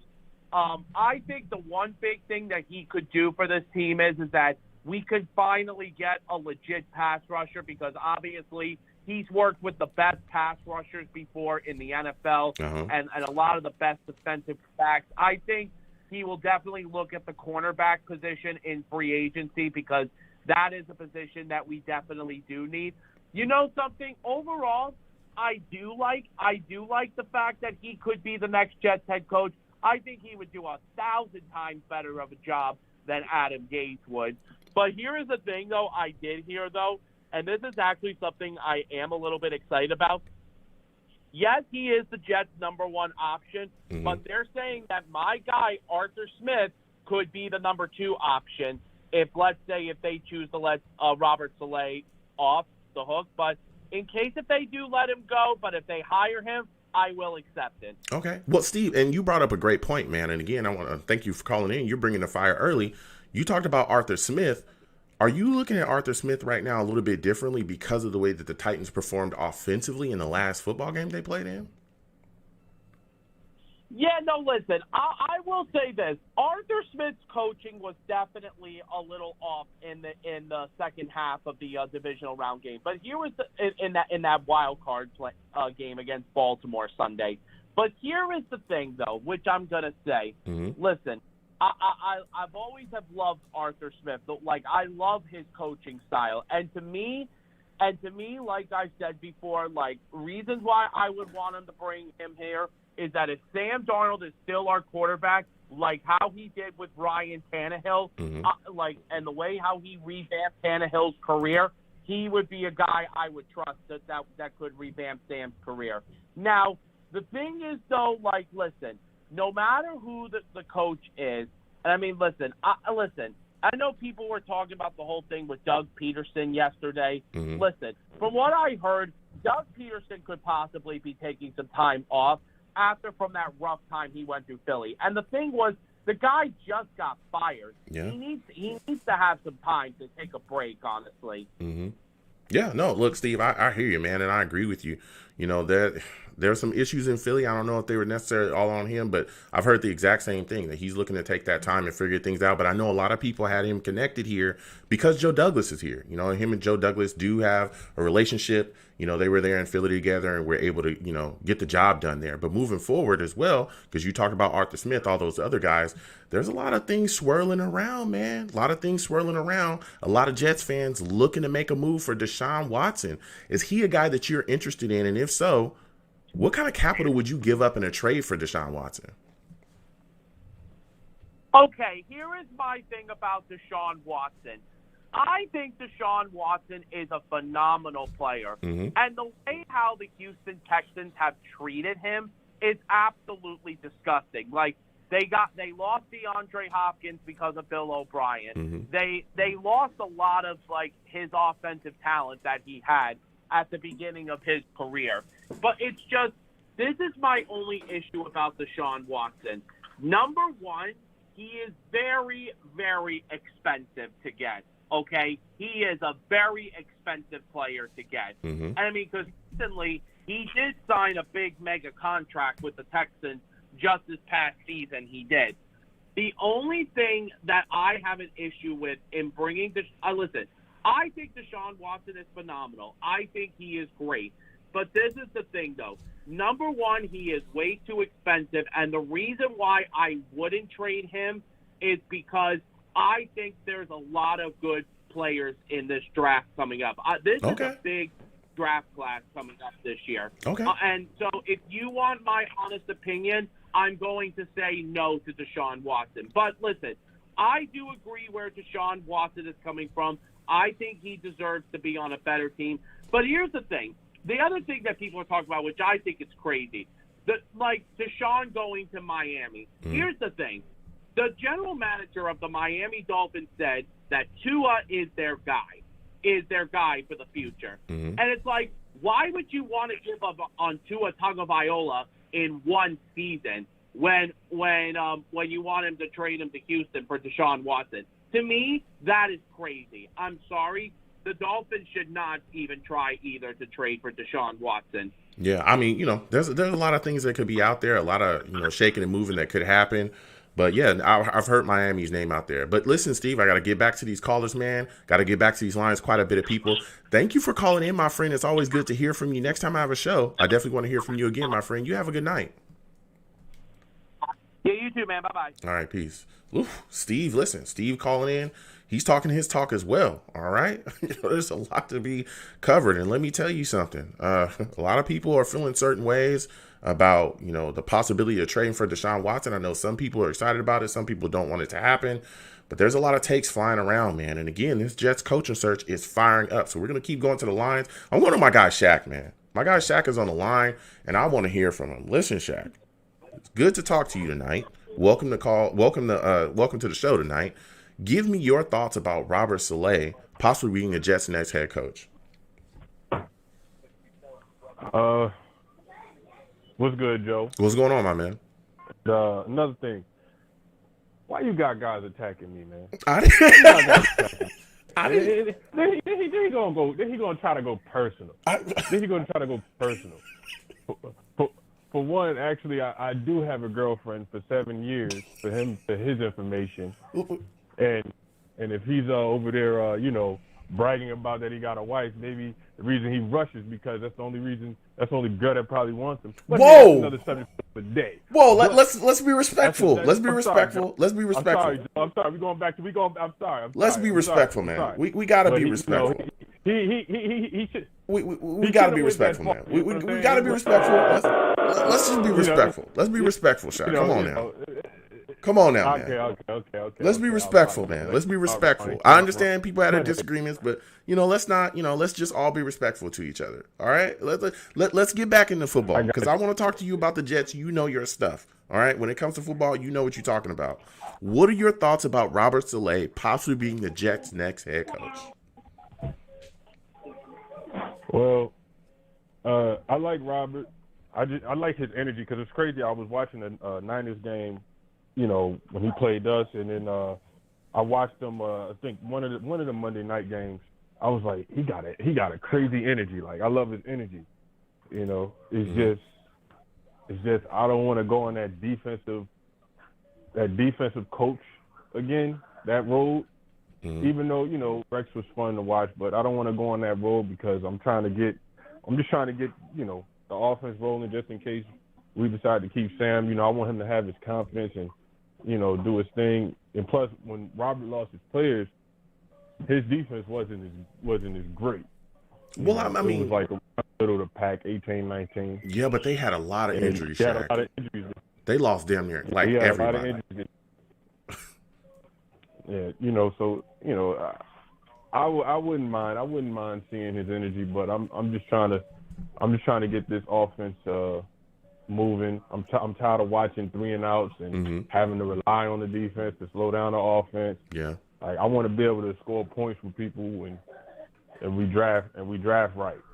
So what are your thoughts about some of the names that are connected to him as far as guys that could come in and really help this offensive side of the ball? Because his staff, people are talking about Kafka from the Chiefs. People are talking about Florio as well. I mean, there's a lot of names attached to him, guys that he could possibly bring in that would raise or elevate the play of this offensive side of the ball. Do you think he'd be able to do that if hired? I hope so. I hope we have a decent offense to at least go with the defense and try to work with them, work with it, and you know, we gel and you know, build a team and not just a quarterback. Okay. What are your my final question for you, Shaq, is you look at this situation, all right, with Watson. There's a lot of people looking at him right now saying that they would trade for him. Would you be willing to trade for Deshaun Watson? You kind of changed my mind on that one because I was going crazy to where I was like, man, I said I love Sam, but I would love to have Deshaun, but then you hit something on the head, like you know, it's we would have to give up a lot because you know Jamal Adams was given away for 2 first rounds. You know, just imagine what Deshaun Watson would be given away for, and you know what they want for Trevor Lawrence. And the only thing that would probably diminish the value of the trade is his contract. Because he do have a huge contract, and that's going to be a big cap on his team. And also, with that contract, it also can destroy our chances of free agency as well. Yeah. So, you know, you kind of changed my mind on that. You said that too, you know, so I wouldn't want Deshaun. Honestly, the most I would probably give up for him is maybe the second pick, and Sam, if they would want, but that's about it. Okay. You know, but we gotta build this team right. We gotta do this. We gotta do this thing right, man. Yeah. I was always the biggest critic of Joe Douglas, but I said just give him a chance. Yeah. Even though he did a horrible job this season and lied to Sam Darnold's parents, whether anybody likes it or not. He lied to his parents. Let's be real. Drafting one receiver in a draft, in a receiver-rich draft, and I'll be watching Claypool and Jefferson and everybody going crazy. And, you know, don't get me started. You know, but for my first comment, I want to apologize because I felt offended. Okay, you know? okay, Shaq. I felt bothered. But if he have any differences with me, you know, he can go on my Facebook page, Shakim James, SHAKIM. If he want to go and, you know, talk to me personally, or he could go to my Twitter, Shaq and Jet. That's for anybody, you know, Shaq and Jet on Twitter. You want to talk to me personally, you know, it don't matter. It don't bother me. Yeah. You know, just don't bring in my significant other, well, you know. Look. You know, so, let's just all respect each other. You know, I understand things get a little hot. People disagree. Takes are flying. But, you know, let's just all respect each other. But, Shaq, listen, I want to thank you for calling in, my man. I got to get back to the rest of these lines. It's always good to talk to you. Next time I have a show, man, I want to hear from you again. You know your stuff. Oh, yeah, of course, Joe. Hey, Joe, man. Yeah. Keep your Sam Darnold jersey on. Keep that on. I will. And again, I want to apologize for disrespecting your show because I love you. You're my guy. All right. You know, just keep your Sam Darnold jersey on. I'm gonna keep mine on. All right. You have a good night, Shaq. Listen, Shaq calling in, man. You know, I respect everybody. I understand people disagree, you know, about certain things, particularly takes, you know. It's a lot of stuff going on, a lot of things flying around, but we're going to keep going on with these calls. Again, salute to everybody that calls in. Salute to all the savages in the chat. I'm getting to everybody. Please be patient. Again, if this is your first time calling in, do not curse when you call into my show. I will get you out of here fast. I'm talking fast, real fast. You know, faster than Venom Geez can ruin offensive talent. That is fast. That is fast, okay? That's fast. That is fast. Real quick. All right? Real quick. I mean, woo. All right, so we're going to keep getting to these calls, man. I'm going to 857. 857, I'm coming directly to you. 857, I want you, first off, this first-time caller, I believe. Give me your name, where you're from. And also, what are your thoughts about Robert Saleh possibly being our next head coach? Yeah, how you doing? My name is Chris Phillips. I live in the enemy's town. I live in Boston. Ooh. But I'm a big Jets fan from Hofstra University out there. Okay. They have all my people out there. All right. So this is my thing about it. Okay. Okay. If we're talking about Eric Bieniemy and Robert Saleh, right? Mm-hmm. Who won the Super Bowl? Eric Bieniemy's team actually came back, scored like all these points against Robert Saleh's defense. Fully. If we asking who's a better mind, Eric Bieniemy actually beat this guy. So I don't understand why Eric Bieniemy is not being interviewed as the coach, because I don't think this is what I'm saying. We've had defensive coaches, and I can't see the difference between Robert Saleh and what's the guy that just got fired from Atlanta? What's his name? I forget his name. Dan Quinn. Dan Quinn. Yeah. So Dan Quinn was in charge of that. Then Dan Quinn had a lot of energy. Dan Quinn came into Atlanta. They had some short-term success, but ultimately it ended in a bad situation. Mm-hmm. So for me, Eric Bieniemy is the number one guy. You know, Andy Reid's guys go in and actually do what they need to do. And if you compare the two on the field, Eric Bieniemy's offense beat Robert Saleh's defense. Okay, so you'd rather have a guy like Eric Bieniemy over Robert Saleh? Yeah, I would definitely bring him in as the coach, because I think that he's had 3 years he grew him in for head coach. You know, he's under Andy Reid. People under that umbrella have done pretty well, better than the Belichick tree. Mm-hmm. But you know, that's true. They've done well. So this guy, I don't make the argument for me that Robert Saleh is better than Dan Quinn. Ooh. He has a lot of energy. He has a lot of things. So did Dan Quinn. And he had Matt Ryan. And Julio Jones. And he had a problem with offensive and he was not able to coach the thing. And I think that, you know, if I look at the two, I'm looking like, what's the difference between Dan Quinn and Robert Saleh? What's the difference? And if you head-to-head between Eric Bieniemy and him, it's definitely Eric Bieniemy. He's the guy. Okay. Or if Eric Bieniemy is the one, and I would say the second would be one of the guys on the Baltimore coaching staff. Lastly, before I get out of here, I want to talk about the Deshaun Watson situation. Go ahead. Because a lot of Jet fans are talking about, I want to keep Sam Darnold. And I've been around this team, you know, all my life. And I've seen Ken O'Brien coming here. I've seen Ryan, you know, Pat Ryan. I've seen they tried to bring Browning Nagel. We haven't had a great quarterback in almost 30 years. And I'm saying you can build teams through free agency. And how many picks that we have? Number one pick. Wait a second, Chris. Wait a second, Chris. Now, I hear what you're saying about Deshaun Watson, and I respect your take there. You cannot build teams through free agency. You can't do that, because we tried that before, and we failed, like, unbelievably bad. You cannot do that. You can't build teams through free agency, especially with the type of needs that we have. We only have $70 million. Who usually is the highest paid free agents? You know, once it's time to pay players in free agency, right? It's usually what? Pass rushers, offensive linemen, corners, right? And wide receivers, right? Right? Isn't that right? Right. Okay. Yeah. So guess what we need? Wide receivers, corners, pass rushers, and offensive linemen. We only got $70 million. How would we possibly do that? Okay.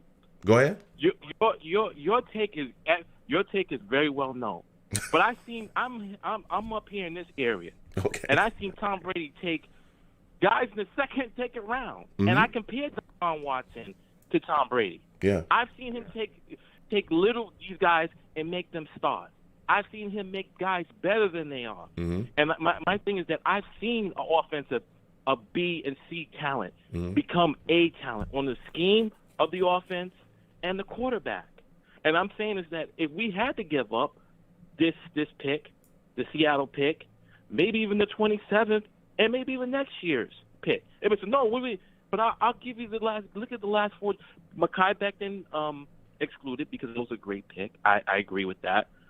You got guys that some guys that aren't even in the NFL anymore. Yeah, but that was a different general manager. Adams is a great player. Yeah, that was a different that was the different general manager though, who didn't understand how to draft. That doesn't devalue the actual value of the draft and getting players there. It's just we had a general manager that had no clue of what he's doing, so that's not the same. I do understand your take, but here's the deal with that. One of the things that you're also forgetting about that Patriots one with Tom Brady is the coaching. The coaching in New England is phenomenal. Right. They get stuff out of players that we can't even get out of them. We've seen them have players in their building that were amazing. The player leaves, goes somewhere else, doesn't look the same. And then we've had some of their players will come back after leaving and look exactly the way they did before they left. So comparing our situation or comparing, how to build a football team the way the Patriots have that trifecta. They have, great coaching that gets the most out of talent. They have guys that are talented, that have talent. And Tom Brady is one of the greatest quarterbacks of all time. So I understand what you're saying, but that's not necessarily a team building method here, especially when you're talking about the holes that we have on this football team. I mean, even when I'm asking you, okay, well, what exactly are we doing? How exactly are we filling all these holes? How are you filling out the rest of your offensive line? How are you getting how are you getting wide receivers in here? How are you getting corners, pass rushers? Okay, so this is what Go ahead. I agree with what you're saying. Okay, I agree with what you're saying. But let me ask you a question. Okay, go ahead. You're looking at teams. This is what I see, and I'm just going by what I see up here. Mm-hmm. Okay, I'm going by a championship team, and I'm a Jet fan, and they rub me off. It makes me angry. Mm-hmm. 3 to 6 round, the 3rd to 6th round, we have not drafted well.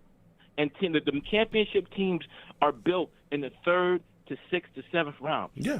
In free agency, we have yet to actually first round picks. Okay, first round picks are good.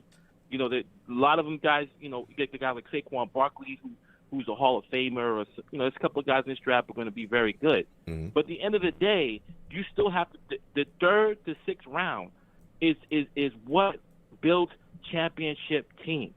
And the thing is that I'm saying like this is what I'm pleading, and I want you to think about this, man. I'm listening. Go ahead. You can only win a Super Bowl with a great quarterback, not a guy you can say, hey, we can put some pieces around them, because we tried the Sanchez. That's not true.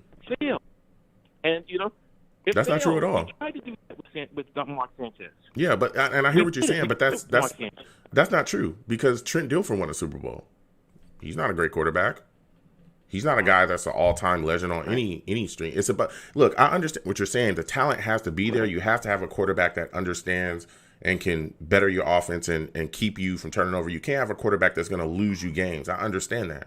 But that's not the only way to team build. And I get what you're talking about, Sam Darnold, you wanting to get that another quarterback, another change. And that's, I understand that. And to your argument, I would say, okay, if you're that concerned about quarterback and you want another guy in here that's going to be able to move forward, if you're not confident in Sam Darnold, why not take one of the young quarterbacks that's coming out in this draft? Why would you trade away all of your drafts and completely take yourself out of the frame to be able to rebuild your football team because you don't have nothing else? I'm of the minority. Like this, I think Adam Gase is the worst. We all agree that Adam Gase is the worst coach in NFL history. Okay, I've seen this guy. Okay. This guy is unbelievably bad, man. And I think the team is not. I don't think the team is. And there's some guys that we don't know about. You guys are talking about. What about Cameron Clark? Yeah. We don't know what he can do. We haven't even seen some of these guys play. So we got draft choices from them. We don't know if they can play. We can say, we want to draft the guard. Cameron Clark is sitting right there. Guy's 6'6", 300 and something pounds, is a mauler. And look at the guards that we have. We got even Frank Gore got yards. I don't think that's him that. So what I'm saying is that this is what I say. I'm saying that yes, I think Justin Fields can be a great quarterback. I like Zach Wilson. I don't know what he can do against great off defensive talent. I think Justin Fields has some talent there. But if you want a sure thing, and please, Jet fans, think about this, man. Over the 20, I've seen all these quarterbacks come in this thing, except for Vinny Testaverde when he came in as a free agent. Mm-hmm. We haven't had a great quarterback in this franchise. This is the one time we can get a great quarterback, and then we can surround them with talent. And the quarterback makes the most money. He claimed that $40 million salary because he did. Because you have to build. And this is what I'm. This is where. But this is my question, though, Chris. And I hear your take. But this is my question. Hold on. This is my question, though. If you're telling me that I understand you want to grab a quarterback, and in your opinion, this is the first time we'll have like that upper echelon quarterback. But then you say surround him with talent. But how? You talk to me about free agency. He makes $35 to I think like $40 million within the next year. How can you surround him with talent? We all know that even the better teams, hell, Seattle is feeling the effects of paying Russell Wilson that much money and how much it's hitting their cap. So how exactly are we supposed to build around him via free agency if he's making $35 to $40 million on the cap the next year, and then we have no other ways to build the team because we gave away all of our first round picks and plus more, probably mid round picks as well. How do you do it? But like I said, what I'm saying is that, okay, let me explain to you how you do it. Okay, you got C.J. Mosley here, okay? It is the only large contract that we're paying, okay? C.J. Mosley contract can be off the books within 2 years or what have you, okay? So my thing is that's the only free agent we're paying. Not this year, but we've drafted some great talent that we can develop. We have talent now we can develop. Yeah, but a lot of that came from the first round. The most talented player that we have on offense, right, is I mean, at this point, I'm not – Sam, I think, it could be a good quarterback. I think Mims is phenomenal. But the most talented player we have is on our offensive line. That's our left tackle. We drafted him in the first round. You're talking about getting rid of all the first rounders. That's what you said. If you want Deshaun Watson, you're getting rid of all the first rounders. And you're giving away some mid-round picks from the draft as well. So now your draft has holes in them. How are you drafting these players? I said Go we ahead. give away 3 first rounds we can get them, and Sam Darnold. I would say I would give our second, 27th, and I would give away Seattle's pick and Sam Darnold, and that's what I would offer for him. That's worth a first round pick because I think if you get Deshaun Watson, I think he's that good that you're talking about NFC champion, AFC championship within 2 years, 2.5 years. Because we still got C.J. Mosley, okay? We still got a great player. Yeah. People take about C.J. Mosley like he's nothing and he's just this bum. C.J. Mosley's a baller. He's a dog. He's a great. He's had 2 years. He can come and really change this team. Mm-hmm. So my thing is I don't think the team is that bad. We beat Cleveland, COVID, and we beat at the end of the year. We beat a team like the Rams. Okay. So I don't think it's that bad that you were talking about. I just think Adam Gase is that bad. Mm-hmm. I take this thing totally on Gase. I think it was his fault. Yeah. I know you got other callers. Yeah, I got to get to him in a second, Chris. You know what I'm saying? I'm going to take over. Get to them. And I love the show, man. I'm going to watch you in Gang Green. But, I love the Jets. Whatever they do, that's just my opinion, my man. No, I hear you, and I respect you, and I want to thank you for calling in, Chris. Listen, next time I have a show, I want to hear from you, man, because you got takes. I challenge everybody. I challenge everybody's takes. I love everybody. I love going back and forth. But I love it. Yeah, so I love it. So, again, thank you for calling in, Chris. You have a good night, my man. All right, brother. Whew, listen. Chris calling in with the fire. He wants to speak his mind, and I respect it. Look, I understand some people want to trade for Deshaun Watson. I get it. But when you say that you want to trade for this guy, I'm asking you if you're willing to give up the capital that it's going to take to get him. Okay? If you're willing to give up those 3 first-round picks or 4 first-round picks, how are you building behind him? That's the question. That's my question for everybody. If you are willing to give up that capital, if you have no problem doing that, can someone please tell me how you're building behind him?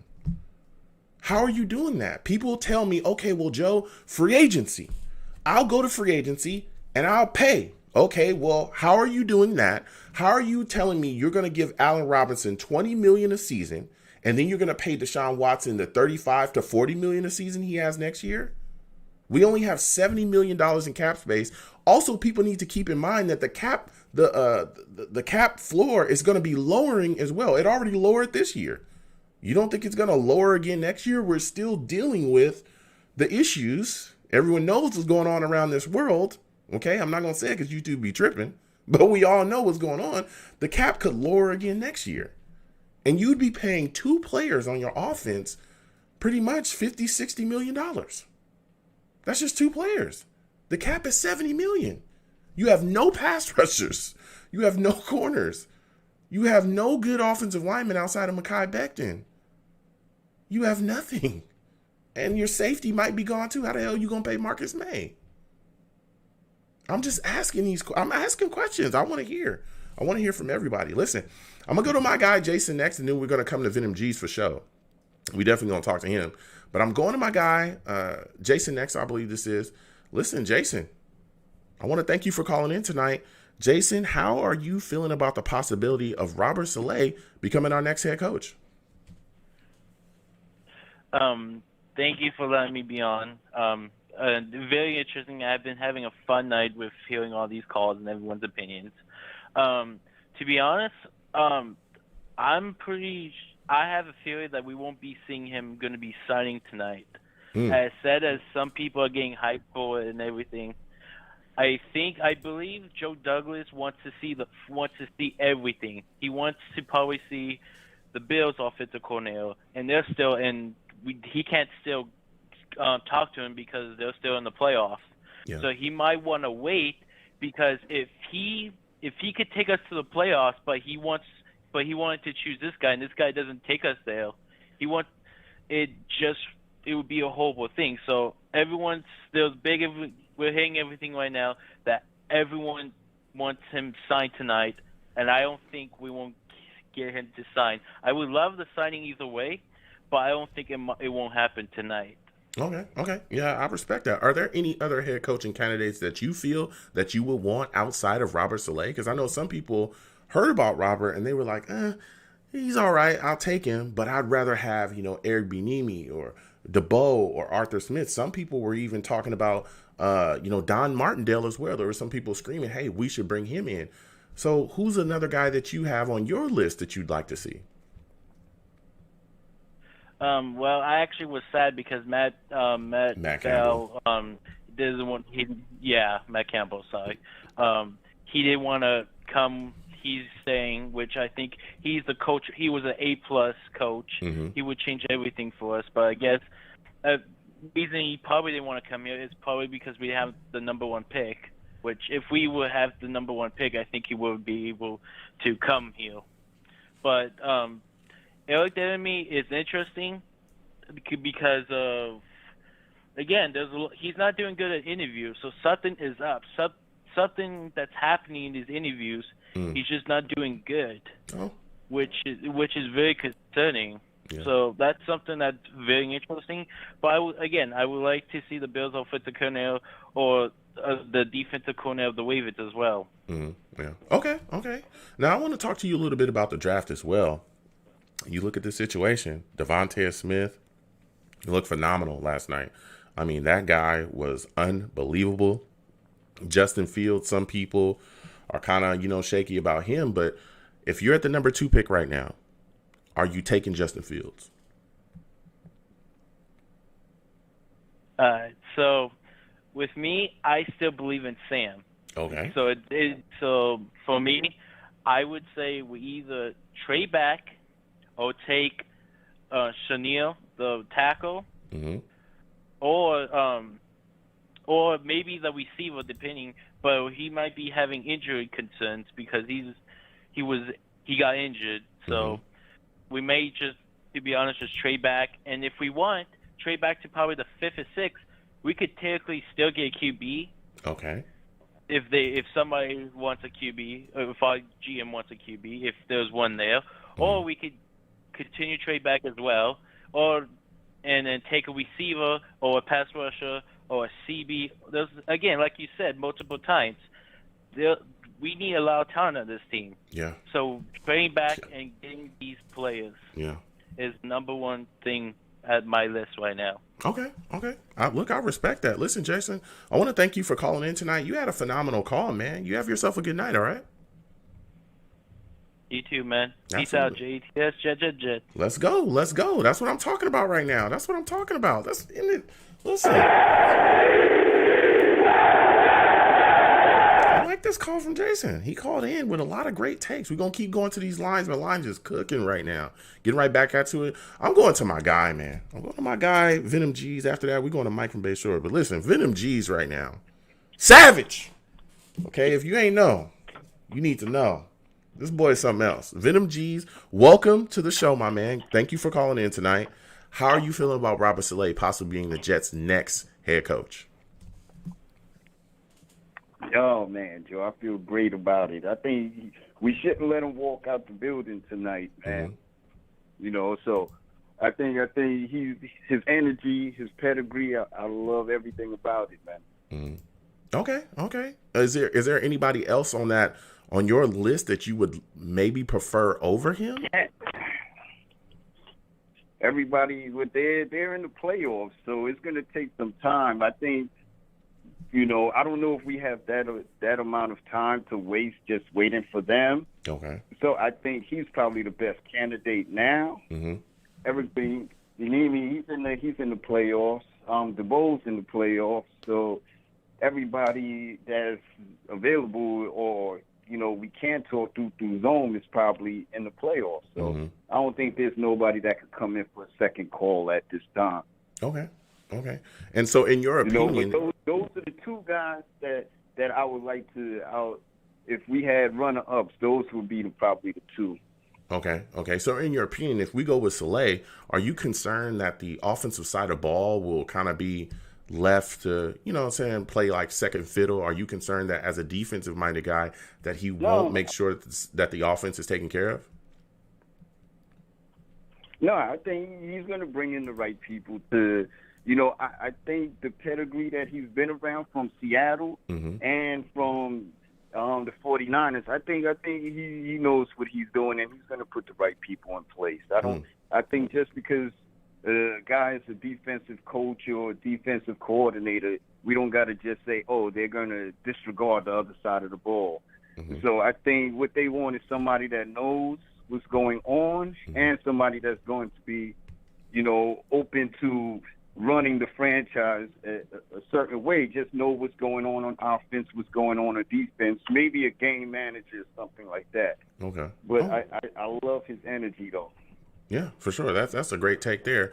Listen, Deshaun Watson, we've been talking about it tonight. There's a lot of people that are all about him, man, that want him. A lot of Jets fans saying we need to trade for him immediately. What are your thoughts about trading for Deshaun Watson? Are you open to giving up capital for him? No, I wouldn't give up anything for Deshaun. I know he's a great quarterback, but I wouldn't give up anything. We just don't have the team right now to, you know, he will look just like Sam Darnold out there. So even if we were to think about trading for him, the capital that we would have to give up is just so astronomical. It just wouldn't make sense, you know. So I think, you know, we just gotta build this thing the right way. I know we want a microwave dinner, but I think a homemade dinner would be better. You know? We can't just put it in and get it. We can't put something in the microwave and then expect it to taste like mom's home cooking, man. Yeah. So we gotta wait this time out and wait for the meal to get done. Yeah, I respect that. That is a damn good analogy. I like that. I like that quite a bit, Venom. I like that analogy, man. That's some good stuff right there. I respect that right there. Yeah, I respect that. Yeah. I respect that analogy. I respect that. Yeah, I respect that. I respect that analogy. I like that. Yeah, I tell people the same thing, man. I understand why. Mm-hmm. I understand why that we've been losing so much. Everybody just wants something to be done quickly, and they don't understand that money goes into that. You just have to build it the right way, and it's going to take time. Seattle wasn't built like this overnight. Yeah. You know, San Francisco wasn't built like that overnight. That's a fact. You know, Cleveland, Buffalo, all these guys built through the trenches. Yeah. And that's what we got to do. Just sit down, wait a minute, and watch it unfold. Yeah. Yeah, I respect that. So let's talk a little bit about the draft, Venom. Let's talk a little bit about the draft. Najee Harris looked phenomenal last night. He looked phenomenal. We didn't see him make plays before. We saw him jump over a guy. We seen him, catching the football out the backfield. I mean, it seemed like damn near nobody on Ohio could tackle him, Are you taking him at 23? Yeah, guys, you running with 3-4 guys on him. Yeah. But are you taking him at 23, Venom? Yeah, so. Are you taking him with the 23rd pick? Nope, not at all. I'm staying the course, man. I'm staying the course. I'm thinking we need to build this lineup. I'm sick of we trying to, get all these veteran guys in to go in the O-line. I think we need to get somebody, a rookie and build them up. Just same way you did with back then. Venom bringing the heat right now, man. Venom bringing the heat right now, bro. Venom bringing the heat right now. I think Joe's going to make sure we build this team the right way. I have faith in Joe Douglas. He's going to build it the right way. Bro. I know we want it to be done overnight. That number 2, I'll probably take the wide receiver from Alabama and then get an offensive lineman in the 23rd, or vice versa, any which way. I'll take the left tackle, I think it's Saleh. I'll take him at number 2 or even trade back. Venom is so unbelievably logical. Venom bringing the heat right now. I'm telling you, everything around me is on fire. Salute to, man, Venom call in. He just, man, This was a call. Venom called in with the fire. Listen.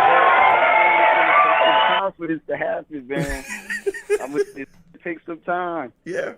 Listen, I'm waiting for the dinner to be cooked, man. Moms ain't gonna Joe Douglas in the kitchen ain't gonna make it cook overnight. Don't put me in no microwave food, man. Yeah. We've been through that too many times. Venom calling in with the fire. Listen, Venom, I gotta get back to these lines. Thank you for calling in tonight. That was a hell of a call, man. That was a hell of a call. You spoke the truth. Yeah, a lot of logical takes, man. Yo, thanks, Joe. If anything, have a great night, and I'm going to see you at the next call. Absolutely. Thank you so much, man. You have a good one. Listen, Venom called in, with some takes, bruh. Had my place on fire, man. That was ridiculous. I was trying to save myself. There was so much heat coming from the call. I couldn't. What is going on? Why is Venom Geez setting my stuff on fire, man? Blazing takes. We're going to keep going to the calls. Again, I want to thank everybody for calling in tonight. I apologize for anyone that dropped off. We had a lot of callers, a lot of people on. I try to get everybody on, listen to their takes, keep it moving throughout the show. But we're going to our guy, Mike from Bayshore. Mike, you last call of the night, my man. Definitely got to talk about this quickly. Listen, first off, thank you for calling in tonight. Second off, what are your thoughts about Robert Saleh possibly being the Jets Nets head coach, man? Well, I love it. I mean, he came back a second interview. Joe did that. Yeah. Everyone, listen, as Jets fans, we all worry because Chris Johnson needs to be just don't say a word. Yeah. You stay over there, we'll handle it. And people got to remember, Joe D brought him in the second time. And, I like what he does with, not his star players. Bosa didn't play a lot this year, if not any. Okay, they had injuries galore, and they were still competitive. Yeah. That's called coaching. Yep. And we haven't had that in a long time. Yeah, I would have loved to have Matt Campbell. It would be something different, but, that's fine. Bieniemy, He wants to stay in Kansas City. You know, what scares me about Bieniemy is that he's interviewed for 3 years, and maybe he's not a good interviewer. I get it. But you notice how Andy Reid is not letting Kafka leave. He's not letting Kafka interview. So that you gotta keep an eye on that. And nothing against Bieniemy. You know, I hope he does well in the NFL. But you got to keep an eye on that. You know, Andy Reid let Bieniemy for the last 3 seasons go ahead interview, but he's not letting Kafka move. He didn't give him permission to go for any interviews. But on the I'm excited about it. I'm really excited about it. If we do get the chance to hire him, and he brings some of that coaching from the offensive side from the 49ers over to us. Okay. Because, you know, like I said, that team, you was only as good as your depth. Yeah. And I'm talking about, man, they have played with all 3 quarterbacks. Or I don't know how many running backs they have. I don't know how many receivers they had, but they were competitive in every game. And they've been competitive for the last, I don't know how many years. And once they had everybody healthy, look what happened. Yeah. They went to the Super Bowl.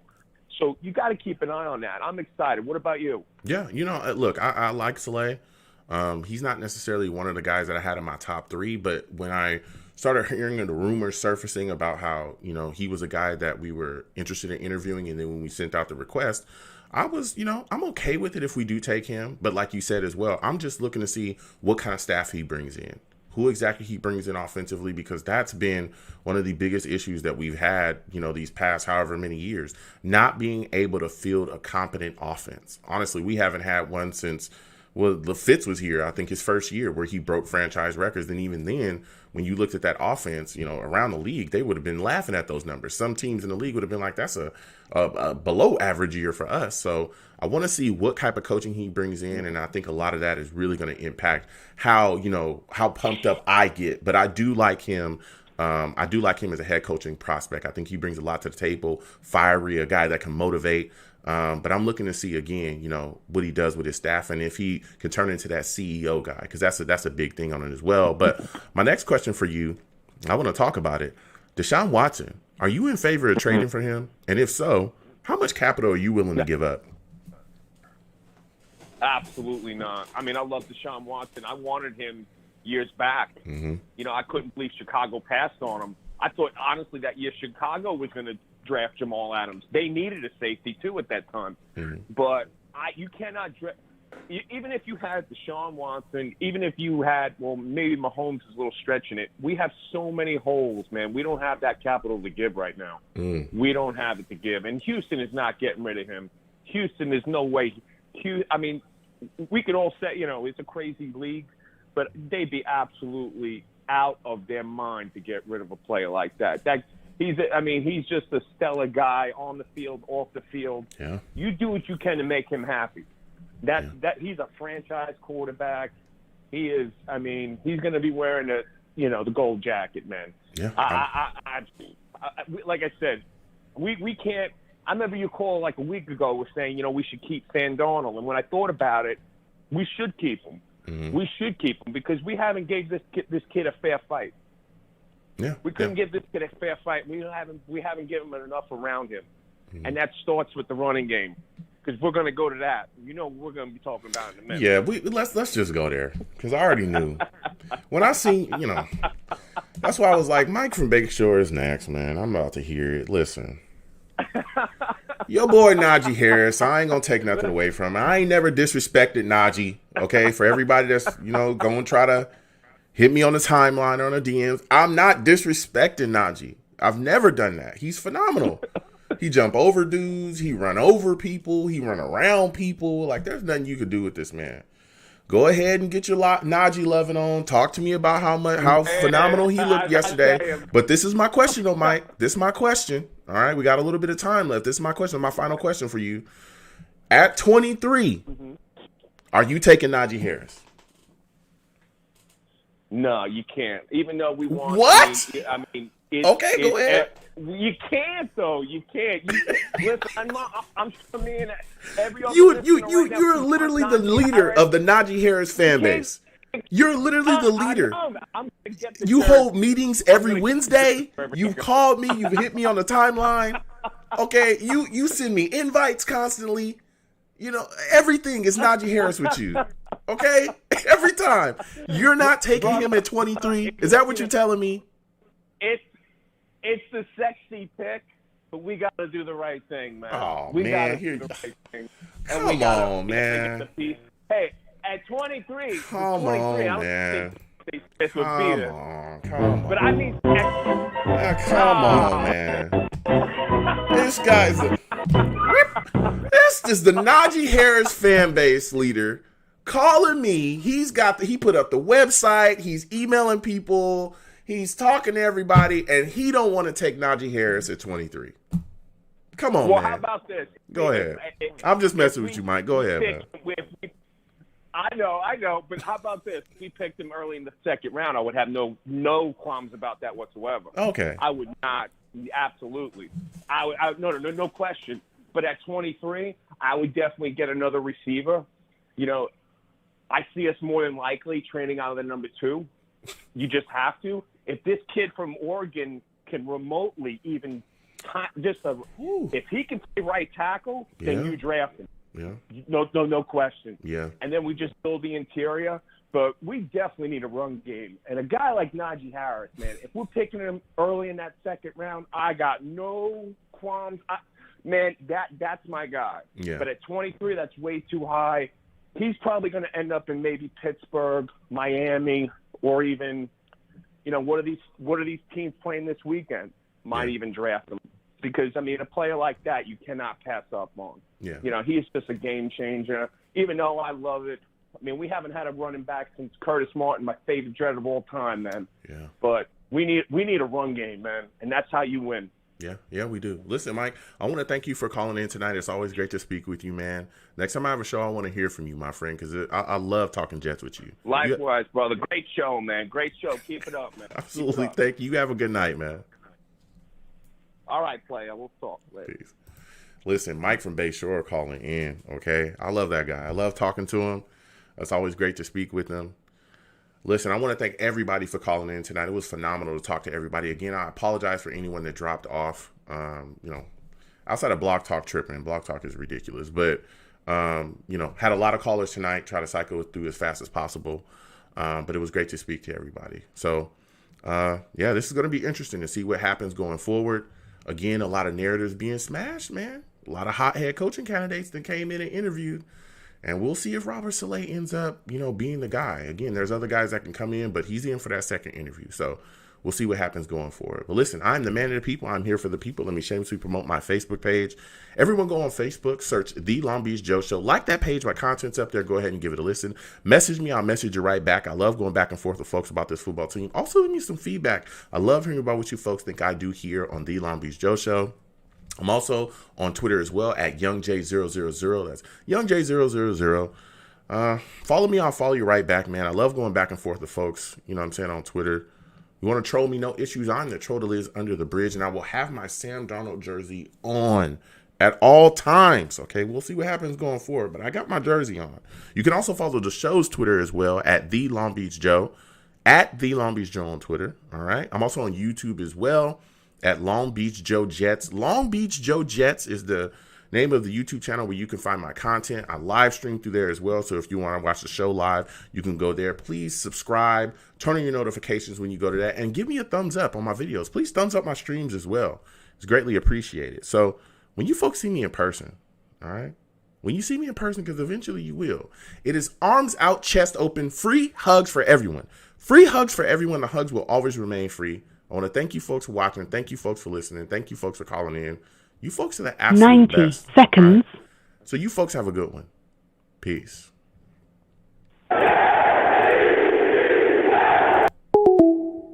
1 second, folks.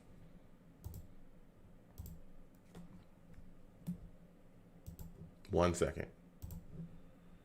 Whew. That was quite a show. Fiery show. Listen, I want to thank everybody for joining me tonight. Again, I apologize to any of the callers that got dropped off. Blog Talk is tripping. I had quite a bit of callers, though, so try to cycle through things as quickly as possible. We're going to keep this going Saturday. I believe I'm going to be live streaming some of the playoff games as well. I think Saturday and Sunday. I might do some of the playoff games too. So please be aware for that. Also, if this is your first time watching me, please hit thumbs up in the stream. If you hit exclamation point links in the chat, it will bring up my link tree. So you can go there to my link tree, and it has all the links to my everything, all my social media, all of my YouTube pages as well. Just everything is in there. So also my iTunes and all the Blog Talk Radio page. So you guys can, if you want to listen to my iTunes again, this show that you're watching automatically gets uploaded to iTunes as a podcast as well. So if you want to listen to me on the go outside of just watching my YouTube, you can listen to the show through there. And please, if you go to my iTunes, man, give me a rating, give me a 5-star rating if you can. Fill out some feedback on there as well. Let me know what your thoughts are about my show, how you feeling. You know what I'm saying? I greatly appreciate everybody that does that. Again, please thumbs up my streams. Please comment on my streams. I try to comment back as soon as possible when I can. Also, again, follow me across my social medias. Talk to me. I talk back. If anybody sends me like a DM, I wanted to say this. If anybody sends me a DM and I don't get back like as soon as possible, sometimes y'all DMs be in the request. So I'll be checking those, but they be in there, quite a bit. But I get to everybody, you know what I'm saying, as soon as I can. But so again, I want to thank everybody that was in the chat, everybody that watches me, whether it be, from overseas, wherever you're watching me from. I'm always just blown away that people watch me from overseas. But that's amazing. So everybody that watches me from overseas, everybody in the chat, TJ Decker, Soulful Crown, Val, Venom Geez, Todd Steele, Jersey Dude, Julio Rudy, TJ Decker, TD, yo, salute to you, TD. It's good to see you here. Jason Green, Sir Tunes, Boycott Activism, everybody, you know what I'm saying, that was in here. I want to thank y'all. Even my guy, E, everybody, man. Thank you guys so much for watching me wherever you're watching me from. I truly, truly appreciate it. Angel Reed in the chat says, sound effects are great. Thank you so much, We just, you know what I'm saying? We doing our thing over here. I'm keep adding. I got other stuff that I'm going to add as far as content as well. So we going to definitely talk about that when I live stream the games as well, because I want your feedback on some of the stuff that I'm going to be doing. It's going to be very, very interesting. We're going to be doing our thing. Val Outlaw says, too much heat for Blog Talk. Bruh, Blog Talk be tripping, man. They be trying to hate on me. I don't know why. I don't know what the deal is with Blog Talk and why they be hating on me, but it do. But I appreciate everybody for calling in. Pat's Nation Commentary, salute to you as well. Good to see you in here too, man. It's insane, man. It's insane. A lot of stuff going on. Pat Nation says, Long Beach Joe, what do you think the Jets will do this offseason? There's a lot of decisions that we need to make, Pat, to be honest with you. A lot of decisions on the quarterback situation. I'm pretty set on, my take there, but, other people feel differently. This draft, depending on how the board plays out, again, I'm a big advocate of trading down at 2, but there's other things that need to be explored as well, especially at 23. I'm a big advocate of trading down there as well to really gain more capital. I think we need to do a lot to build this football team up as possible. We really, and I'm telling you, if we do this properly, and I keep telling people this, but they don't believe me. If we trade down and get as much capital as possible, we can end up with damn near having 2 drafts in 1 draft. Whew, getting so many good players. If you have, what do we have now? 2, like 3, if we could end up with 6 or 7 players from the top 2 rounds or top 3 rounds, and that's just off of a trade, boy, that will go a long way, man. That will go a long way, boy. Woo! Let me tell you, some offensive line help, some corners, some wide receivers.